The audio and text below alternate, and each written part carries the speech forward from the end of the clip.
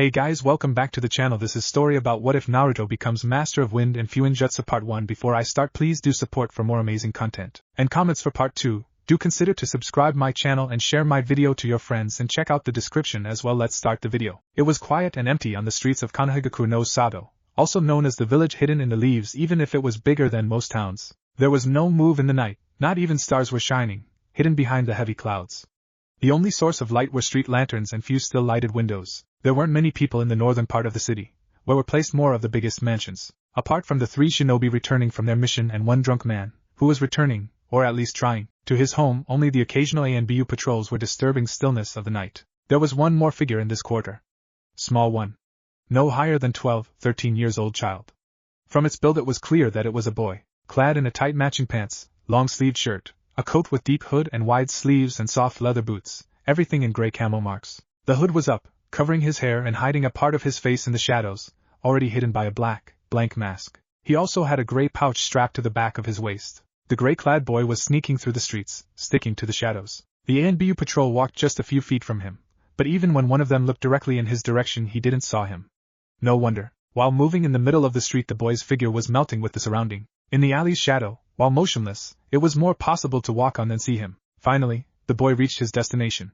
Noticing the good one on the right, he climbed up the tree and looked at his target for this night. The target was a big, 2-level mansion, built in the Western style. From this side the second floor was slightly smaller, leaving place for 2 balconies and a bit of a flat roof. The mansion was surrounded by gardens, with flowers, few trees and a small pool. 2 roads, to the south and to the west, were leading to the gates built in the 6 feet tall stone wall that was surrounding the whole area. The gray-clad figure was looking around, trying to remember position of the various rooms, potential hides and shadowed places. He noticed a few guards, smiling with satisfaction under the mask when he saw that they were just normal thugs. He was able to sneak behind the shinobi's backs. It was harder, but still possible, but there was always a risk that he'd walk on a sensor. Here, he already found at least 4 paths that would easily lead him in. Of course, that could also mean that at the end of those ways awaited traps. This was actually quite regular. If they were the standard traps, then they weren't a problem. Disposing or finding another way, if disposing is impossible. He found an undisposable trap only once. He wanted to enter through the attic, going in through the clap in the floor, but to the downside of it was attached a wire. He was about to cut it through the small crack when he noticed the whole mechanism. The wire was attached to the sound bomb that was placed in weak balance on a steel rod. Only the wire was holding everything up, so if he would open it, he would trigger the bomb, but if he would cut the wire, everything would fall, triggering itself. If he would have one more person with him, he would be able to get through, but in his position he had to find another way. The homemade, non-standard ones were different. They're slimy, unpredictable, painful, or all at once. To this last group he could count that damn beehive above the balcony door in the unused bedroom on the 2nd floor. Thankfully he dropped it when he was running, so he was already gone when the angry bees came out of their ball. The 2 chasing him guards weren't so lucky. When he saw almost everything that was there to see, almost, cause he always assumed that he had missed something.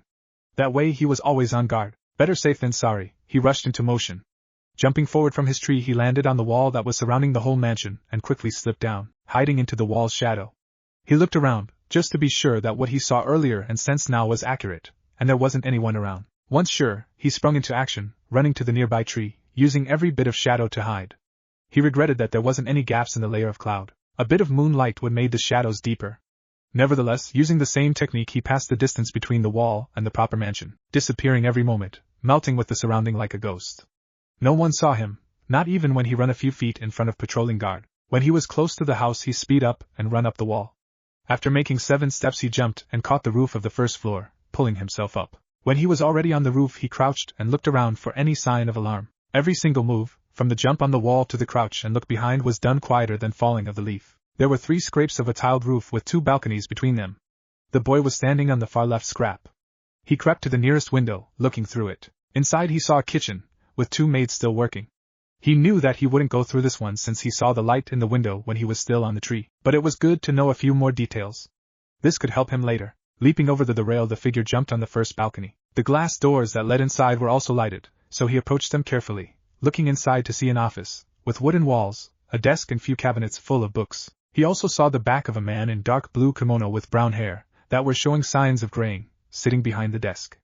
In front of the desk another man was standing. This one looked to be around 30. Had dark hair and wore plain, brown kimono top and black baggy pants. He was standing with his hands nervously folding in front of him and his eyes in his brown sandals. The one behind the desk was yelling at him so loud that the boy heard him through the closed doors. Before, don't you dare to sell anything to that boy, do you understand? The standing one said something, which he didn't heard, but was interrupted by another yell. I'm not paying you for thinking, I'm paying you for working and listening to orders, and right now I'm ordering you to throw that demon out if you see him ever again in my. The boy crept away, no longer interested. He jumped over the railing, landing on second scrap of the tiled roof. He looked through the window, this time dark, and grinned under his mask. What he was looking at was a wardrobe. Judging from the dresses, it was a woman's wardrobe, and judging from their sizes, the woman was big. Without too much trouble he quietly opened the window and jumped inside. Looking around he searched for something interesting. Ignoring the dresses, corsets, kimonos, scarves and many other things he walked to one of the walls where he found a few cabinets. On their shelves he finally found what he was looking for. He reached to his pouch and drew a book with a blank, brown cover. Opening it at one of the first pages he revealed a seal and started putting his findings in it. 3 necklaces, one of them with small diamond in it, 6 pairs of earrings, bracelet, and at least 8 rings. He was counting in thoughts his earnings when he heard the doors opening. He was hidden behind the labyrinth of clothes, but he had to silently made it to the window, silently and quickly before who leave the window open. He heard a young feminine voice, few steps of boots with heels and sound of closing the window. Just great, the boy thought. Deciding that there was nothing he could do about it now, the thief started sneaking towards the, as he now noticed, still open doors. When he was walking out on the hall, dimly lit, with a blue carpet through the middle, he stole one last glance behind to see a blonde-haired girl in a maid outfit ruffling through the clothes. He crept through the hall, straining his senses to make sure that he wouldn't bump into someone. Is somebody there? Damn it! She had to see my shadow. Hearing the maid's steps approaching, he quickly reached the nearest door and jumped inside, hoping that she didn't hear the click of the closing doors. He stood there for a few seconds, straining his hearing and sixth sense, until he heard the footsteps fading away. Breathing inwardly with relief, he looked around. He found himself in a bedroom. Judging by the pink color everywhere, it was a girl's bedroom. Opposite to him he saw a door leading towards the balcony, open. On left was a closet and a small cabinet with a small mirror and few cosmetics. On right a king-sized bed and a night table next to it. He also saw someone under the sheets. He was heading to the balcony when he saw something shining on the night table in the slight light of the street lanterns. When he came closer, apart from a lamp and a photo of a dark blue-haired woman in mid-20s, he saw a beautiful bracelet, made of silver, in the shape of 2 dragons, with intertwined tails, that were holding small emerald with their fangs. He picked it up. It was greatly made, with care to the details. Someone who knows about jewelry would pay a lot for it. Don't take it. He flinched inwardly, but his body reacted on its own. Out of nowhere a kunai appeared in his hand, and he put it just under the girl's jaw. She was looking at him with green eyes still covered by her blue hair, but he didn't saw fear in them.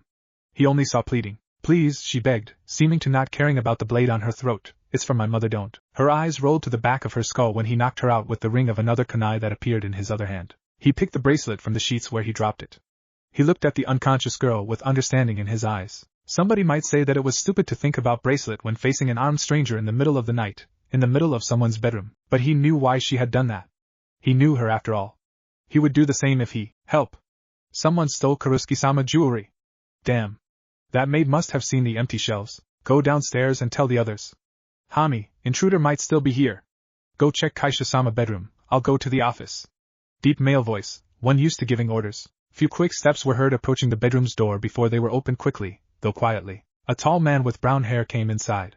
Light was coming from the hall, hiding his facial features in the shadow. His hand was resting on the katana's hilt, while his eyes were scanning the room. When his look rested on the right side of the room he relaxed. Nobody was here. The guard walked to the balcony and closed the doors. Comfort aside, if there was a thief somewhere in the mansion, Kaisha-sama's safety was more important than a bit of fresh air. He looked at her sleeping figure, wondering why didn't she wake up. They're shouting quite loud. Shrugging it off he walked out to report that there weren't anyone inside. After all, Kaisha-sama's bracelet was still lying on the night table. Fujio sighed, reading a report from one of his informants. Konoha's shinobi found another one of his magazines. Thanks whoever was up there, this one was empty in that moment, but he has already lost 2 in this month. As well as at least 8 men. Managing underworld in the shinobi village was a hard, dangerous and worthy business. Hard cause Hokage shinobi were more than willing to hunt every criminal in the village, encouraged by a prize for every one of them. Good prize. Dangerous, because of the great interrogation techniques that the shinobi possessed. There weren't many thieves that could withstand it, which meant that every caught thug could give him out. Fujio managed to avoid it only because there was only a handful of people that knew his real identity. He was hiring a few men to deceive most of the people about their leader's true identity. And as for worthy selling informations from and to the shinobi village was a very good business. Fujio cursed, reaching the name of another caught man. He was one of the best. Of course, to work in Konoha he had to be at least great, but Kudo was an elite, experienced missing nin from Kumo. But it looked like it wasn't enough. Of course, Fujio could get him out. The current Hokage was old and weak. Even the council, this band of loud, self-loving idiots, managed to trick him to pass a few laws, for example to lower academy standards so more of the councilman's children could graduate. But while getting Kugo out was simple, just a few bribes in the proper hands, he was already burned. Fujio had to find him a new city. Sighing, he tossed report on the desk and reached for a bottle with sake. Problems? Fujio nearly fell from his chair hearing the quiet voice. Looking up he saw a gray-clad boy sitting in the chair in front of his desk. Damn it, Kokiai! How he trailed off. He would never know how this child managed to sneak to his guarded office without him, or anyone else, noticing. Couldn't you knock? You're asking a thief why didn't he knock? He heard amusement in Kokiai's voice. Fujio sighed. You know you should announce yourself, right? Really? Why nobody told me about it? I did. At least 100 times. Oh sorry. I had to forgot. Otherwise I would announce myself. 'Cause I really care, you know? Kokiai didn't even try to hide irony. So, what happened? Fujio thought for a while and decided that he would learn anyway. They caught Kugo and found another hideout. Another? Something happened around there? Or are they just went there out of nowhere? Out of nowhere. Then maybe you have a rat? Fujio's eyes widened.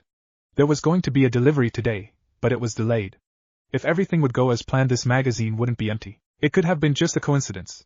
But this sudden attack, if something would have happened around the hide, the ninja that would came there might found something. Bad luck. But it was calm around for the last few days. Even the rabbits, young slums kids, didn't attack anyone in the last few days there. Looks like I have more work, Fujio muttered. Okay, he said louder, looking at his guest's black mask. What did you came here for? Oh? You don't like me here? Kokiai asked in a mock-hurt tone. Fujio only sent him a glare. Okay, I was on a trip and have a few souvenirs if you're interested. Really? Vacations? Where, if you don't mind my asking? You don't know already? You said yourself that you have every information in Konoha. Fujio cursed inwardly, almost seeing mocking grin behind that damn mask, Kuruski. Kokiai added, probably because he knew that he would learn about it before noon. Or in half an hour if he try. Fujio only nodded, not showing any emotions. Okay, show me what you've got. Kokiai stood up and drew a book from his pouch. Opening it at the proper page, he unsealed his loot. Fujio started picking jewelry, muttering to himself. Silver real nice, sapphire ruby gold one I would say, about 200,000 real. 600,000. Fujio looked at him, wondering if the thief knew what he was talking about, or as he was just trying to bargain with him. When silence grew longer, Kokiai sighed. Fujio, I know you like boys, but I'm not interested, so stop your daydreaming and decide. I don't have all night. I have to sleep well. I'm still a child, you know. The head of the Konoha's underground gritted his teeth, but he didn't respond to the insult. He wouldn't dare. This boy was intimidating. He knew Kokiai for 2 years already, but he was still feeling uncertain, to not said scared, in his presence. And the fact that the thief was only a child didn't help, always clad in his gray outfit, not showing even the smallest part of his body. Only those eyes, piercing into Fujio. 2 icy blue eyes, big as child's, warm as said ice, full of irony, or emotionless, blank. Eyes of someone who has done a lot to survive and who could do more. His voice was the same. On one side, it was a voice of a small boy, even before the mutation. But on the other side it was full of sarcasm, cold, and experienced. Voice of someone who knew how tough life could be. Fujio Kokiai's voice brought him out of his thoughts. Oh yeah, right, you said 600,000? Not too much? They're pretty, but you're doing this on purpose, or are you just so stupid? Fujio stopped himself from throwing something at this brat. I don't have time to bargain, so I said straight what I want. Again. This was happening again. It was a conversation between an adult and a child. An employer and an employee. So why it was an adult and an employer that was sweating and trembling? Kokiai didn't even say anything threatening. Only this cold voice. Those blank eyes. And maybe this kunai, that appeared out of nowhere in his hand, that was spinning between his fingers like a coin. Okay, as you want then, said Fujio, standing up, hiding the fact that his hands were shaking. Wait a second, I'll be right back. With that he walked out of the office. Kokiai leaned deeper into the chair and focused on his senses. He felt someone behind the wall on the right, probably a hidden door, as well as 2 more in the hall and 3 in the room on the other side. All 6 were waiting for any sigh of hostility, or Fujio's sign, to show him a way out, very gently. Not that they would manage to. They were no match for him. It was stupid actually. Meeting with a ninja and thinking that normal thugs will help. The door opened again and Fujio came in with a bag. He tossed it on desk in front of the thief. Here 550,000 real. Those toys are worth more than 600,000, but since they're from Kuruski, treat the rest as a compensation for my risk. He had to play hard. His subordinates were watching. He couldn't lose his face. And Kokiai knew that. If he decided to destroy him, okay, let it be like that. Fujio sighed inwardly in relief and remembered something. Oh yeah, I have a job for you. Not interested, Kokiai interrupted, standing and taking the bag, his kunai disappearing. Fujio was about to stop this cocky brat when he continued, "Don't try to find me." And before he could say anything else, Kokiai was out. Fujio gritted his teeth, frustrated. He wanted to send someone to bring the brat back, to teach him some respect, but he couldn't. First, if Kokiai didn't want to be found, nobody would find him. Second, he already has lost few people that he sent to follow the young thief. Kokiai walked out of the hideout's hidden entrance. He took a deep breath, tasting the night air, and drew his book to seal the money. Once done, he concentrated and sensed two men walking down the nearby street, few kids sleeping in the old shack in front of him, guard observing him from his hide on left, and a patrol of shinobi jumping through the roofs. With that knowledge, Kokiai retreated deeper into the alley. Later, the guard was swearing that he melted with the shadows, like as if he was part of them. The young thief appeared again a few streets to the east, jumping on the roof of the building from the alley next to it. Once there, he took off his hood and mask, revealing a mass of wild red spikes and a face of a young, around 13 years old boy with 3 whiskers-like marks on each cheek. The boy jumped to the east, in the direction of his apartment, noticing the sun that was starting to rise. Great, Naruto thought with resignation, another sleepless night. Troublesome. Nara Shikamaru was in puzzle. And he hated it. He was Nara's clan heir, son of the current Konoha Shinobi Forces commander, Nara Shikaku, the most intelligent man in the whole village. But he couldn't solve one puzzle. This puzzle's name was, Naruto again? Chuji asked, sitting next to him. Shikamaru looked at him. Chuji Akimichi was his best friend.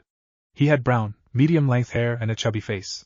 He also, like all Akimichi, was FM, that is, big-boned. Word on F was taboo near Chuji, or any of his clansmen by the way. Unless you didn't have anything against a few weeks in a hospital. If you're lucky. Aside from that incident, Chuji was very kind, gentle, and a bit shy. He was wearing a short-sleeved jacket over a white shirt with a kanji for food on it, long white scarf around his neck, black shorts and small earrings. Also his forearms and legs were bandaged. Shika, it's starting to look like an obsession. Ino turned around, looking at the boys in the desk behind her. She had a long blonde hair tied into a high ponytail with few bangs covering right side of her face and blue eyes. She was clad in a blouse with high collar and apron-like skirt, all purple, with bandages wrapped around her thighs and waist. She also had purple and white warmers reaching from her wrists to above elbows. Yamanaka Ino wasn't his friend. She was too bossy and troublesome to be his friend, but their fathers, along with Chuji's, were teammates in their genin times, so he knew her quite well. Ino was also the only one, apart from him, that found that something was odd about Naruto.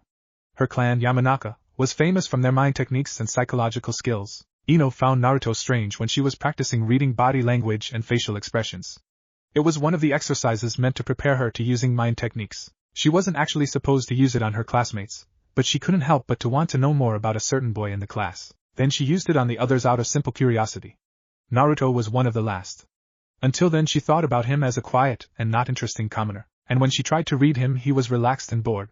This was pretty much like Shikamaru, but in Naruto's case there was something strange about it, like as it was a fake. One of her next exercises was a half technique, allowing her to read the other's feelings.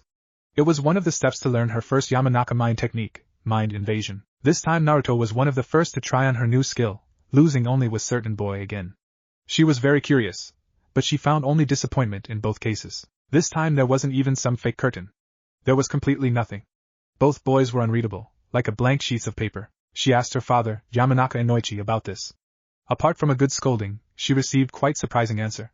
Something like that was common through the older shinobi. It was like a defense system, acquired through training or some mental trauma, that every shinobi was someday developing. So that meant that Naruto was receiving a special training or lived through something awful. She had no idea which. As for Sasuke, the second boy, it wasn't hard to guess which one it was. Death of a whole family wasn't a pleasant experience. Shikamaru learned about her discovery during one of their father's meetings. She accidentally slipped about her use of a clan technique on Naruto, and Shikamaru drew the rest out of her. And, to her surprise, told her about his revelations. It's funny, but Shikamaru started his investigation when the redhead became less troublesome. When they first met in the academy, Naruto was a loudmouth, happy-go-lucky idiot. He was very friendly, always with a huge happy grin on his face and a mass of energy in his guts. He was wearing bright clothes, oranges and whites. He wasn't paying attention during classes, was skipping them, he even pulled a few pranks on the teachers. He was also kind of clumsy. Because of all of this he started to gain the title of the class clown. And then, after half a year, and a few days of absence, he changed. At first nobody noticed. Not his change. His very presence. He came early and sat in the back of the class, away from anyone. They didn't notice him until their teacher, Yumino Irika, started checking the attendance. When he said quietly present in response for his name, everyone turned to see a new Naruto Uzumaki. His face-splitting grin was replaced by a blank, maybe a bit bored expression. In the place of his white t-shirts and orange pants he was wearing simple brown baggy trousers, dark blue shirt and black sleeveless jacket. Before, whole his appearance was shouting look at me. Now only his red, spiky hair went plain. When Iruka-sensei saw him he was by the redhead's sight in a second, yelling at him for being absent, asking him if he was alright and dragging him out saying something about the Hokage. Shikamaru assumed that Naruto had some kind of accident, or pulled another prank. This was when Shikamaru started to watch him. Most of the class lost their interest after a few days, but he was curious what happened to cause such a huge change, at least in the beginning, because later he began noticing other things. First was the treatment from the adults. Apart from Iruka, who was rather neutral, most of the teachers were scolding and punishing Naruto for everything they could, even for such stupid things like a wrong way of raising a hand, not too polite tone or distracting others when somebody made some mistake. Second thing he noticed 2 years later. It was during physical week, a week during which they were doing only physical training, without theory. Shikamaru quickly noticed that Naruto was very worn out, and it only deepened in time. And then, on the third day, he saw something strange. It happened during a spar tournament. In one of the first fights Naruto was against Sasakiba Kikusuke, son of the councilman Sasakiba. Both of them were rather weak, so the fight wasn't that exciting. That meant that not many saw what happened. What Shikamaru saw was Naruto taking a strange stance in the middle of the fight, after receiving a punch to the face. When Kikusuke attacked, Naruto evaded 2 of his punches, ducked under a kick and hit his opponent in the stomach while standing up, with so much force that the poor Sasakiba was sent flying. As a reward for winning his fight Naruto was thrown out of the tournament, and forced to clean the class's nice reward for learning a new fighting style. Cause what Shikamaru saw was definitely not an academy stance. The only other students that weren't using academy fighting style were Uchiha Sasuke, Chuji, Inuzuka Kiba and Hyuga Hinata, but they were all from clans that were using mostly taijutsu, or at least a lot, so it was understandable. But how Naruto, an orphan without a clan, learned a new fighting style? On the next day the Uzumaki was almost punished again. Unfortunately, not for showing something more. It was because he passed out. The only thing that saved him from a punishment was Iruka that saw him from the other side of the training grounds and took him to the hospital before any of the other teachers had a chance to scold the redhead. After that Naruto started to watch himself. Shikamaru was caught a few times by the young Uzumaki. It looked like the redhead has noticed his "Shut up you little brats." Shika almost fell off his chair, looking at the, at least 10 times bigger than normally, head of his teacher, Yumino Iruka. Ending his signature, at least in this class, technique, Iruka looked around. He was a tall man with brown hair tied into a pineapple ponytail and brown eyes. He had a horizontal scar across his nose, but nobody knew how he received it. He was wearing a standard Chunin outfit and a very big tick mark on his forehead. "Ino, could you please wake up Naruto, before I do this by throwing him through the window?" asked the teacher in a forced calm voice. Ino sighed and walked to the tired Uzumaki, smacking him up his head. "Wake up, lazy bum." Naruto groaned and looked at her with annoyance. "What do you want, Ino?" His look turned from annoyance to mocking. "I told you, only 1 kiss per week." Everyone snorted at that, which quickly turned into a full-blown laugh when they saw Ino's embarrassed expression. But the huge blush sported by the young Yamanaka wasn't there only because of the embarrassment. Her imagination was already working, showing her images of her and Naruto, on the hill, kissing, while full moon was. "No! No, no, no, no, no! I like Sasuke-kun. Not Naruto. Stop thinking about Naruto and his no. Sasuke-kun, remember, Sasuke-kun," she ordered herself, trying to suppress the blush and raising her hand to punch this handsome that is, stupid redhead. "Alright, Ino, sit down. Calm down, guys." Most of the class were whining, but Iruka really didn't want to fight right now. "Now, as you all probably know," he continued when everybody's attention was back on him, "today's the day of your genin exams. If you think that you're not ready, you can refuse to participate in it and stay for another year. Anybody who wants to stay?" He asked only because he had to. He was sure that nobody would decide to stay. "Okay, if we settled that then let's move on. Your test is going to be divided to 4 parts, knowledge, weapons, taijutsu and ninjutsu. First is knowledge, so take your pencils, guys," he grinned hearing their groans. After an hour everybody gave Iruka their sheets and walked outside. The taijutsu part went without surprises. Uchiha Sasuke was the best, beating Inuzuka Kiba quite quickly. He completely ignored his fangirl's praises, but he had a satisfied smirk on his face. Shikamaru was fighting with Naruto, the redhead one, but their performance wasn't too flashy, just enough to pass. Weapons was similar. The Uchiha was the best, hitting all targets in the center. His fangirls were fawning, and Naruto slipped by a hairbreadth.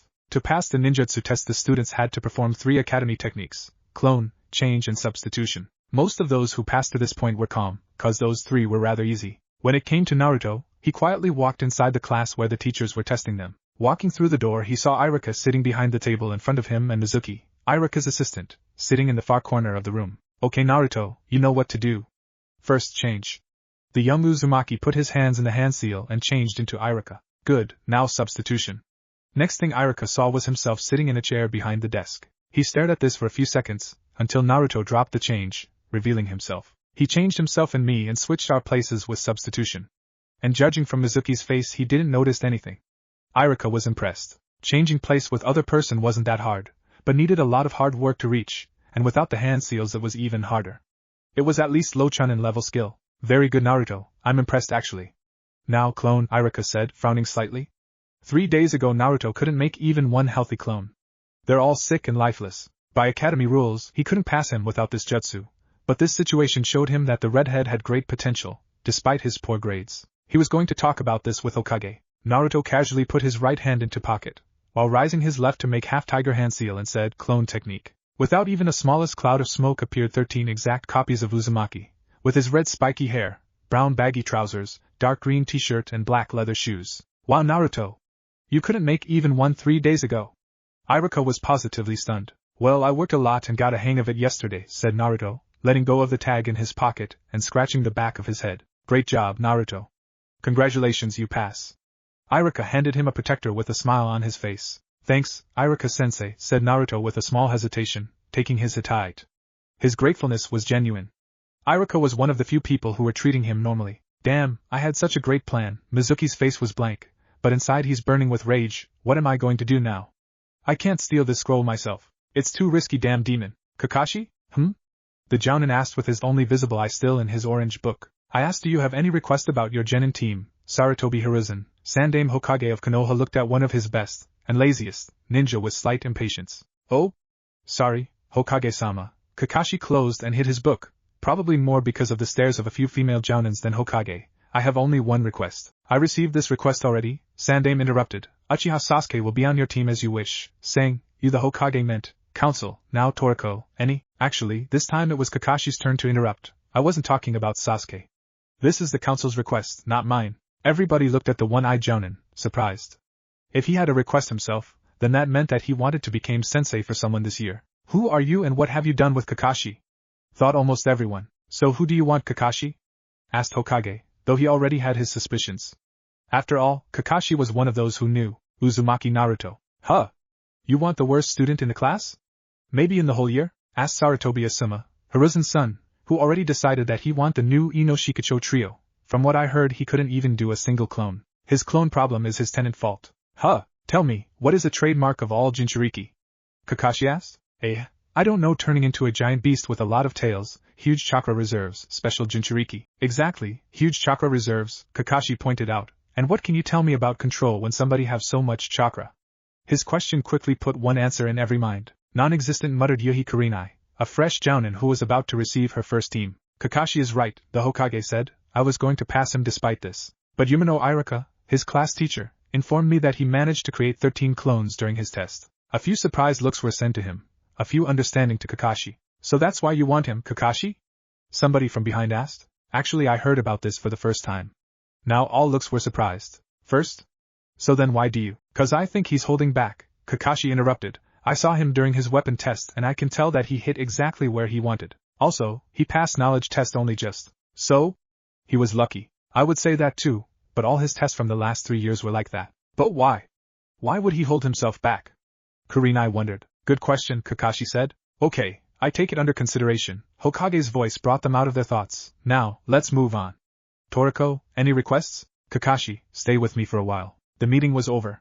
Jounins were walking out, discussing about their teams and making plans for their tests. But one of them was stopped by Hokage's voice. What it is, Hokage-sama? Kakashi asked when they're left alone. I just want to make sure that you know what you're doing. Seeing Kakashi's questioning look, Hiruzen added, I'm talking about Naruto's parents. Oh yeah, the one-eyed Jounin's frown disappeared, I know, but really, Hokage-sama, my presence would only be a confirmation. Nobody would be able to guess who his parents are, knowing only that I'm his sensei. Well, I think you're right, Hiruzen nodded, sighing and turning around to look on the village. I hope you also know that, as his sensei, his safety is now on your shoulders. I don't think that would be a problem, Kakashi responded. He can take care of himself. What do you mean? When have you received last report about an attack on Naruto? The Jounin asked in return. Few weeks ago, Hokage said. He was chased by a few drunk Chunins.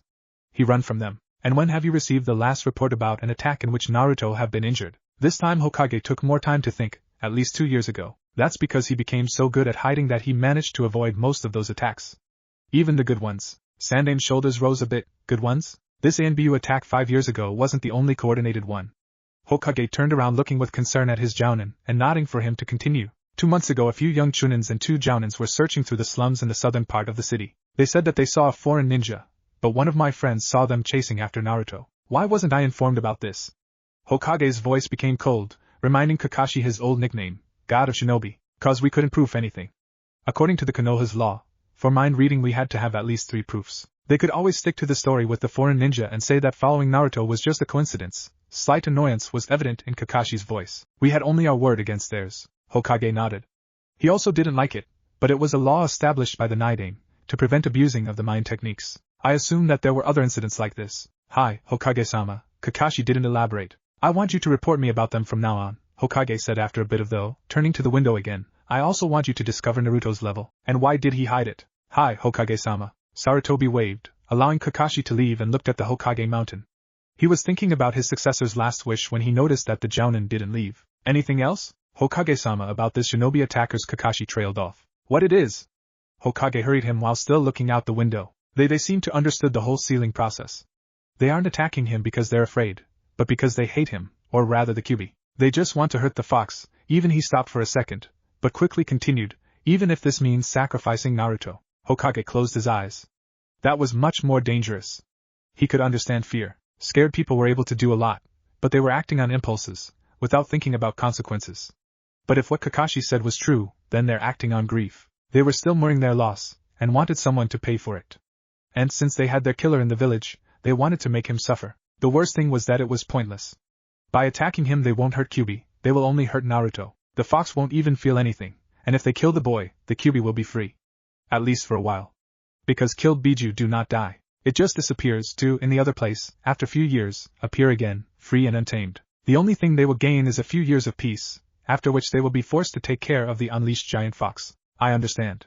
You're dismissed. Hi, Hokage-sama. This time Kakashi left Hokage alone with his own thoughts. And his own grief. I'm really sorry I let this happen, Minato-kun. Naruto was waiting. He was also waiting an hour ago, and even too, the rest of their class were already picked by their jounin senseis. He and his new teammates were waiting patiently for the past 3 hours. Well, patiently is probably a wrong word. Naruto was trying to sleep. Trying was the keyword. After years of sleeping in a loud class, someone could say that he should be able to sleep through everything. But ignoring general noise of the whole class was so much easier than ignoring screeches of one pink-haired banshee. Where is he? Said Banshee screamed. Sakura, Naruto was trying really hard to be calm. Can you please be a little quieter? I'm trying to sleep here. It's not my fault that our sensei is late. No, probably not, but if you'll scream a bit louder than me, going deaf is going to be your fault. And who cares about you? Right, Sasuke-kun? She added in a too-sweet tone, looking at her crush. One more info about Sakura. She was a fangirl. Well, like almost every girl in their year actually, but Sakura was drastic. The object of her fawns was sitting near the window with his usual moody demeanor. Uchiha Sasuke, last survivor of the Uchiha clan slaughtered by his own brother, Itachi. Rookie of the year, best of the best, elite of Konoha with a stick so deep up his ass that it was rising his duck-butt-like hair. He surely was skilled, Naruto truly admitted that. But it wasn't anything special, considering all his training. And with all that help from the kissing his ass council, older shinobis and fawning civilians, Uchiha-sama should be already on Chunin level. Naruto considered himself to be even with him, and he had only basics, few books found in a garbage, and what he learned himself. The door slid open and head with a black mask covering everything under his eyes, left eye covered by his Hittite and silver, gravity-defying hair popped inside. Hi guys. He said with his only visible eye closed and turned you-like shape. Sorry, I'm a little late. A little? Ouch, that one was loud, thought Naruto. We're waiting for 3 hours. Ma, don't be so angry. Meet me at the roof in 5 minutes. I'm waiting. And he disappeared in the swirl of leaves. Hey! Screamed Banshee to the absent jounin. What does he think he is? He's late for 3 hours and now he said he's waiting? I'm going to. Sakura, Naruto calmly interrupted, standing up and following Sasuke out of the class. Shut up. Naruto. You slamming the door quieted her for a few seconds. Kakashi was looking at his new students. Haruno Sakura, book smart, but lacking in physical. Wearing a red kimono-like dress with white stripes and circles, blue shinobi sandals and black shorts. Her Hittite was holding her long pink hair. No kunai pouch. Let's learn a bit more, the one-eyed jounin thought. Okay, guys, tell me something about yourself. You know, name, likes, dislikes, maybe a dream, that sort of things. Pinky, you first. Don't call me Pinky. Sakura screeched.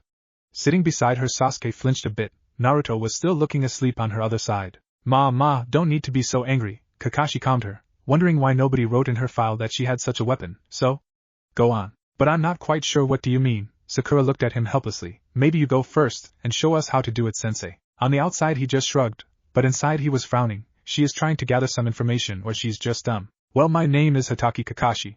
I don't like or dislike anything that much. I have a lot of hobbies. And as for my dream, not your business, he ended with his eye smile, grinning inwardly when he saw sweat drops on his awake students. Now you. And my name is Haruno Sakura. I like him. She glanced at Sasuke. My hobby is well. Another glanced at the raven-haired boy. And my dream is. She looked at Sasuke. Blush appeared on her face, and she hid her face in hands, squealing loudly. Now I understand her lack in physical part, thought Kakashi. She's a fangirl. Why nobody wrote that too? We have to take care of it. If they make it through the test, okay. So, let's go on. Great. Amo, you're on. Sasuke just glared at him. Uchiha Sasuke. Rookie of the Year. Genius. Wearing a dark blue short-sleeved shirt with high collar and Uchiha crest on his back, white pants reaching just under his knees, blue shinobi sandals and white warmers on his forearms. His hitai was tied around his forehead. He had one kunai pouch on his right leg and another bigger, on his lower back. Name's Uchiha Sasuke. I don't like too many things to say, like only few. My ambition is to rebuild my clan and to kill someone. Sakura started fawning about how cool Sasuke was. Kakashi was analyzing what he learned. He didn't know why, but knew what Itachi had done to his brother. Killing someone's parents in front of his eyes and putting him under genjutsu to show it over and over for hours was cruel enough even without the knowledge that the person who had done all this was his brother. Kakashi was expecting hate in the young Uchiha, but it seemed far stronger than he thought. Looks like I'm going to have a lot of work with him, Kakashi thought, turning his attention to his last, still seemingly sleeping, student, Uzumaki Naruto. Son of Kakashi's sensei.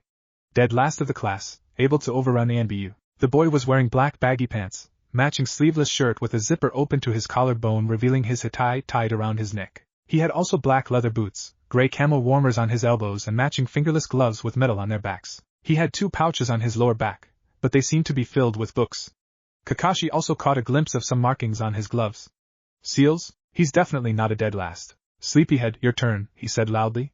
Naruto groaned, opening one of his eyes and giving Kakashi a bored look. Do I really have to? Jounin shrugged. I would really appreciate that. Naruto sighed. My name is Uzumaki Naruto, and I don't like talking about myself. Everyone sweat-robed. Damn, he's better than me, Kakashi thought. And he isn't going to make things easier. I'm going to have a lot of work with them, that is, if they make it. Okay, we all said something about ourselves mostly, he added, looking at Naruto who closed his eye again. So I have only one more thing to say.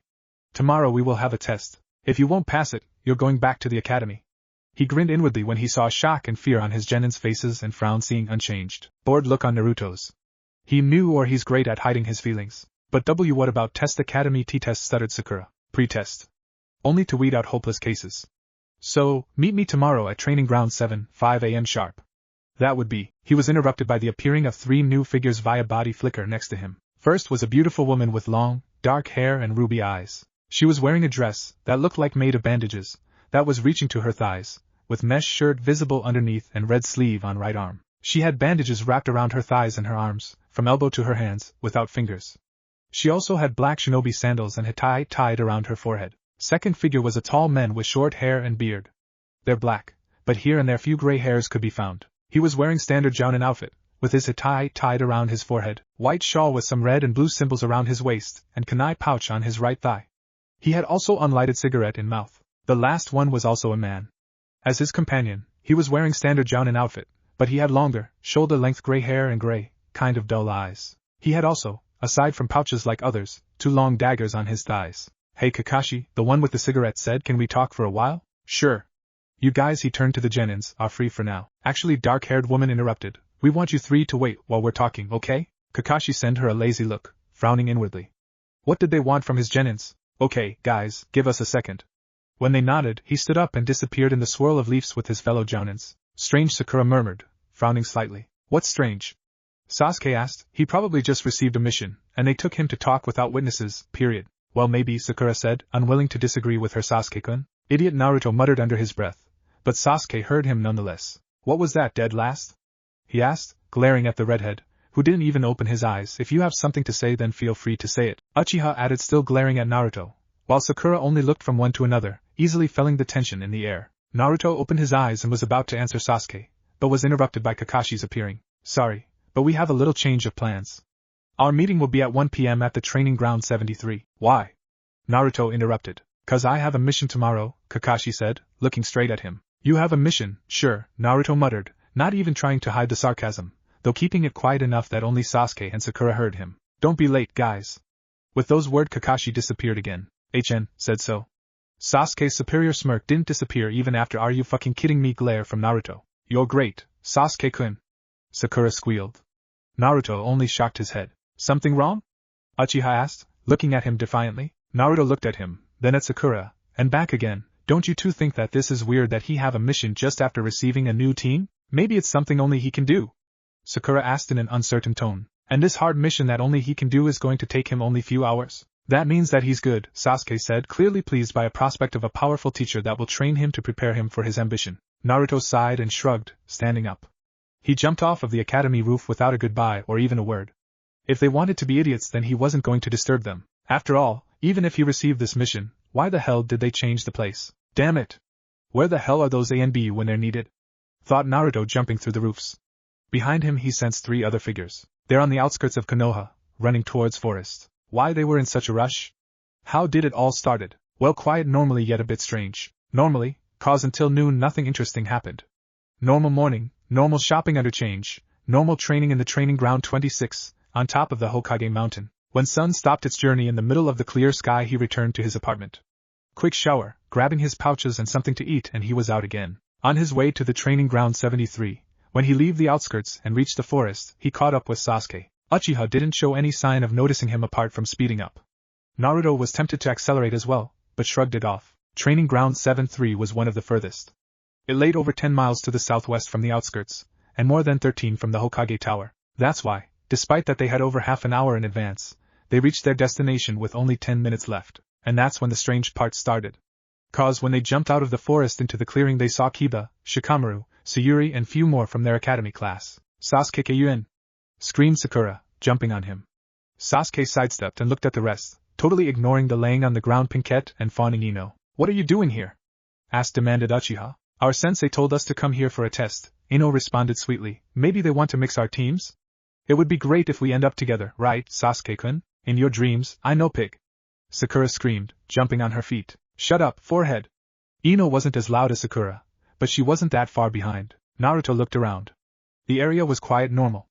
Small lake, quite big clearing, a lot of trees. Like almost every training ground in Konoha. Definitely not big enough for 4 teams to do physical, as he suspected, test. Hey Kaisha, he heard Kiba's voice behind him. Is that true that someone broke into your home? Naruto looked behind. Inuzuka Kiba. Loud, brash, easy to anger, first do, then think type, or rather do and don't think. Loudest boy in the class. Abilities focused around taijutsu and working with his Niken, specially trained ninja dog, Akamaru. Wearing gray, hooded jumper with fur on the edges, brown pants and blue shinobi sandals. Kind of feral features, with his sharp, dog-like canines, fawn-like markings on his cheeks and wild brown hair. Kunai holster on right hip, pouch on the left side of his waist. Hat tied around forehead. Yeah, Kaisha muttered, and seeing questioning looks from everyone around, she continued. He stole some of my grandmother's jewelry. Kurusuke Kaisha. Daughter of a rich merchant. Kind, helpful, a little arrogant. Raised without even a clue about a real life's problems. Little, happy, unaware princess. Good chakra control, rest of her skills average. As for looks, blue hair tied into a ponytail held by a pink ribbon. Blue eyes, pink skirt, pink t-shirt, dark pink long-sleeve jacket, pink shinobi sandals. Bandages on legs, surprisingly normal, white. Kunai holsters on both hips, hat tied around waist. They caught him, didn't they? Kikusuke asked. Sasakiba Kikusuke. Son of the councilman Sasakiba. Arrogant jerk, who was thinking that his father would give him anything. True dead last of their class. His skills were under academy standards, but his father fixed it up with his teachers. Brown, short, slick to the back hair, narrowed brown eyes, a bit chubby face, black pants, snow-white shirt, brown long-sleeve jacket. Kunai holster in the pocket of his pants. Hitai nowhere in sight. No, Kaisha responded. When they found out, he had already run out of my room. From your words I assume then that you saw him, Shino spoke. Abirame Shino. Heir of a Abirame clan. Quiet, logic type. Due to his clan abilities, controlling insects, he wasn't very popular, though maybe it also had something to do with his wearing style. Baggy jacket with wide, high collar, sunglasses, and hitai tied around his forehead covered almost his whole face. Only his nose was visible. Had brown pants, blue shinobi sandals and kunai holsters, and you have the whole image. Yes, I saw him. And you called that for HH help? Hinata stuttered. Hyuga Hinata. Heiress of the Hyuga clan, the most powerful in the whole Konoha. Despite this, she was kind, very gentle, and almost unbelievably shy, which was weird actually, since normally Hyugas were so arrogant that they could put even Uchiha Sasuke to shame. Her clothes, baggy beige jumper, blue pants and standard shinobi sandals only strengthened her shy and timid appearance. Only thing that was standing out in her sight were her eyes, lavender color and pupilless, trademark of all Hyuga. "No, I didn't," Kaisha said, and seeing their awaiting stares she sighed and continued, "I woke up in the middle of the night. He was standing next to my bed, holding my mother's bracelet. I begged him to leave it." You saw a thief standing next to your bed, probably armed," interrupted Kiba in a high voice. "And you asked him to leave a bracelet? It's from my mother." "Oh yeah, little crack in the princess's perfect life." "So, Kiba?" Sayuri hissed, "Her mother is gone." She could understand. She would protect every souvenir from her mother if only she would have one. Sayuri was an orphan. Her parents died during Kyuubi attack. She somehow survived in the ruins. She was the only civilian in the academy that was truly working for her success. She was very quiet and closed, keeping mostly to herself, not talking too much to anyone apart from Hinata and one other girl from academy area. She was also one of the few people that Naruto didn't mind. She had brown, a bit spiky, short hair, just to the neck, and matching eyes. Her nose was also a little crooked, as if it was broken, but it wasn't too noticeable. Clad in a knee-length dark blue pants, matching sleeveless vest with a mesh shirt underneath, black warmers on her elbows and standard shinobi sandals. 2 kunai holsters on both hips, pouch on left back and hitite wrapped around right wrist like a protector completed the sight. All of her clothes were a little worn out. There was a fund for the orphans, but it wasn't enough for expensive ninja gear. "Oh sorry," Kiba muttered quietly. "Don't be," Kaisha responded, "you didn't know." "So what happened?" asked Ino, who just ended her catfight with Sakura and came closer. "He took kunai out of somewhere, and put it to my throat." She raised her right hand to said place. "He looked at me for a few seconds, and then I felt pain in the temple. Next thing I remember was waking up in the morning." "But why you have?" Hinata stuttered, pointing at Kaisha's wrist. "Yeah," the princess muttered, looking at her hand. "When I woke up, the bracelet was laying next to my bed, as if nothing happened. I thought it was a dream until I heard about the stolen jewelry." "He left it? Why?" Shikamaru asked, more to himself than to the others. Looks like he also was listening from his place on the side with Chuji. "I don't know," Kaisha admitted, looking at the Nara, "but when he looked at me his eyes were I don't know, kind of understanding." She looked away, thinking about those cerulean orbs, like as if he knew what. She closed her eyes in a blink. "I feel." When she opened her eyes she wasn't looking at her classmates anymore. In front of her was just the tree line. She heard a metal clang behind her and turned on her heels with wide eyes. Few seconds earlier Naruto sensed 3 people approaching the clearing from the north. He turned in their direction, expecting their senseis, hopefully with explanation. But he saw 3 unknown ninja, dressed in white armor-like jackets with only one shoulder strap, black, long-sleeved t-shirt, black pants and matching scarf-like things around waists. They jumped out of the forest, and approached them quickly in triangle formation. First was a tall bald man with a sword hilt protruding over his right shoulder. On his left was not-so-beauty woman with short blonde hair, and on right run a small, dark-skinned man with short brown hair and a small scar on left cheek. All of them had Kumo Hittites tied around their foreheads. When Naruto saw exactly where they were heading he quickly used substitution with Kaisha. Seeing that the bald one was drawing his sword the redhead summoned 3 kunais in his left hand and threw them at Ninja's right side. When Baldy moved to dodge Naruto leaped forward, with summoned kunai in his right hand. Kumo Ninja managed to draw his sword, Nodachi, in time and block redhead's attack. Naruto was quickly overpowered and after another push Uzumaki was thrown away. He flew at least 20 feet before he managed to stop. In the meantime Kumo Kunoichi and her other teammate reached the Genin's group. She sidestepped a fast, but sloppy palm attack from Hinata and hit her in the back of her head, knocking her out. She grabbed the unconscious Hyuga and jumped away, evading a swarm of Shino's insects. Her dark-skinned teammate kicked Kiba, sending him to the ground, then threw a few kunais and shurikens in Shikamaru and Chuji's direction. He turned around and jumped over a low sweeping kick from Sayuri. He attacked with a downside kick, trying to beat her into the ground, but his leg was deflected by Naruto. He jumped away, avoiding the redhead's kunai slash. "Fire style, great fireball technique," Sasuke shouted, breathing a ball of fire in their direction. Everybody jumped away. 3 Kumo ninjas leaped back together, with Hinata on the Kunoichi's shoulder, still unconscious. And then, not wasting any time, they turned around and jumped between the trees. "Hinata!" Sayuri shouted, leaping after the kidnappers, quickly followed by Naruto, Sasuke, Kiba and Shino. Kaisha was still looking with wide eyes. Shikamaru and Chuji, after a quick glance, jumped to join the pursuit, with Ino and Sakura after them, and Kikusuke was hiding behind the tree, sweating and shaking from head to toe. Naruto looked behind and saw that everyone followed them in the pursuit. He saw a frown on Shikamaru's face and knew that they're thinking about the same thing. How did they get inside the village unnoticed? He also saw the look on Sakura's face. She was horrified. She certainly wasn't prepared for this, in both skill and mind. Ino was looking slightly better, but still wasn't the best. Naruto slowed down and allowed the girls to catch up with him. Sakura, go back to. What? No way. Sakura shouted, though a bit shaky, why should I listen to you? I want to. Sakura, he interrupted loudly, it's Sasuke's request, sorry, but it's the fastest way, go to the village and alarm them. Alarm? Ino asked, confused. No, tell them to go to sleep. Few unnoticed foreign shinobi is nothing to worry about, Naruto said sarcastically. We absolutely don't need their help. Few genins can handle them. Okay, I get it. The Yamanaka heir looked a bit annoyed. Sakura was torn. On one hand, she wanted to help. On the other, she was terrified. But after second thought she realized that by going to the village she would help, while still staying out of it. I'll go. Naruto nodded and accelerated, while Sakura jumped away. He caught up with Kiba, Sayuri, Shikamaru and Sasuke just in time to see the last one performing some hand seals. Fire style. Stop! Naruto interrupted, you will hurt Hinata. Sasuke growled and glared at him, then what am I supposed to do? We had to stop them somehow. Naruto bit his bottom lip, thinking hardly. They aren't going straight, Shikamaru noticed. It looks like they want to go around the outskirts. Would we be able to catch them if we go through the village? Sayuri asked. Probably. But what if they turn somewhere? Kiba reasoned. We don't have much choice, Naruto stated. Kiba, Sasuke, Sayuri, let's go through the village. The rest, follow them further. And why should we listen to you? Ino asked loudly. Ino, Naruto said calmly, sending her a glare. After this I will allow you to scream at me why until my ears start bleeding. Though I would appreciate it if you don't. But if you don't have any better ideas then let's try this one. She glared at him with venom in her eyes, but stayed quiet. Naruto actually expected more complaints.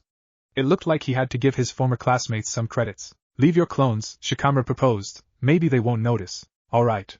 Kiba exclaimed, we're going to beat the crap out of them, right Akamaru?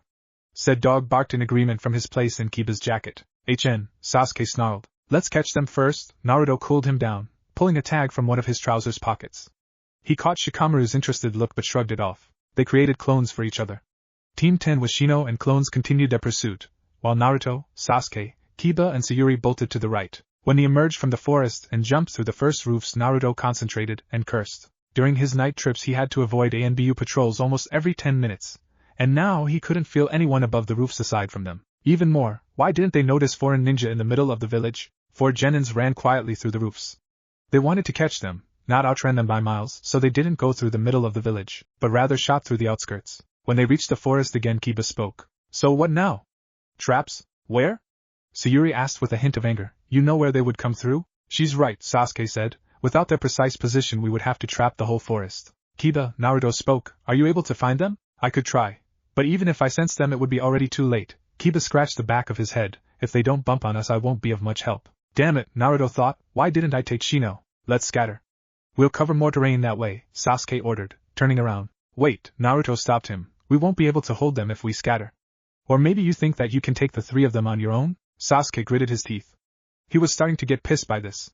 How the hell this deadlast was always making a good point. Because, as much as he didn't want to admit it, he was sure that he will have problem with even one of the Kyumo shinobi. We have to stay together. Our only chance is to surprise them, catch Hinata and run as fast as we can. Run? Kiba asked, surprised. Why should we run?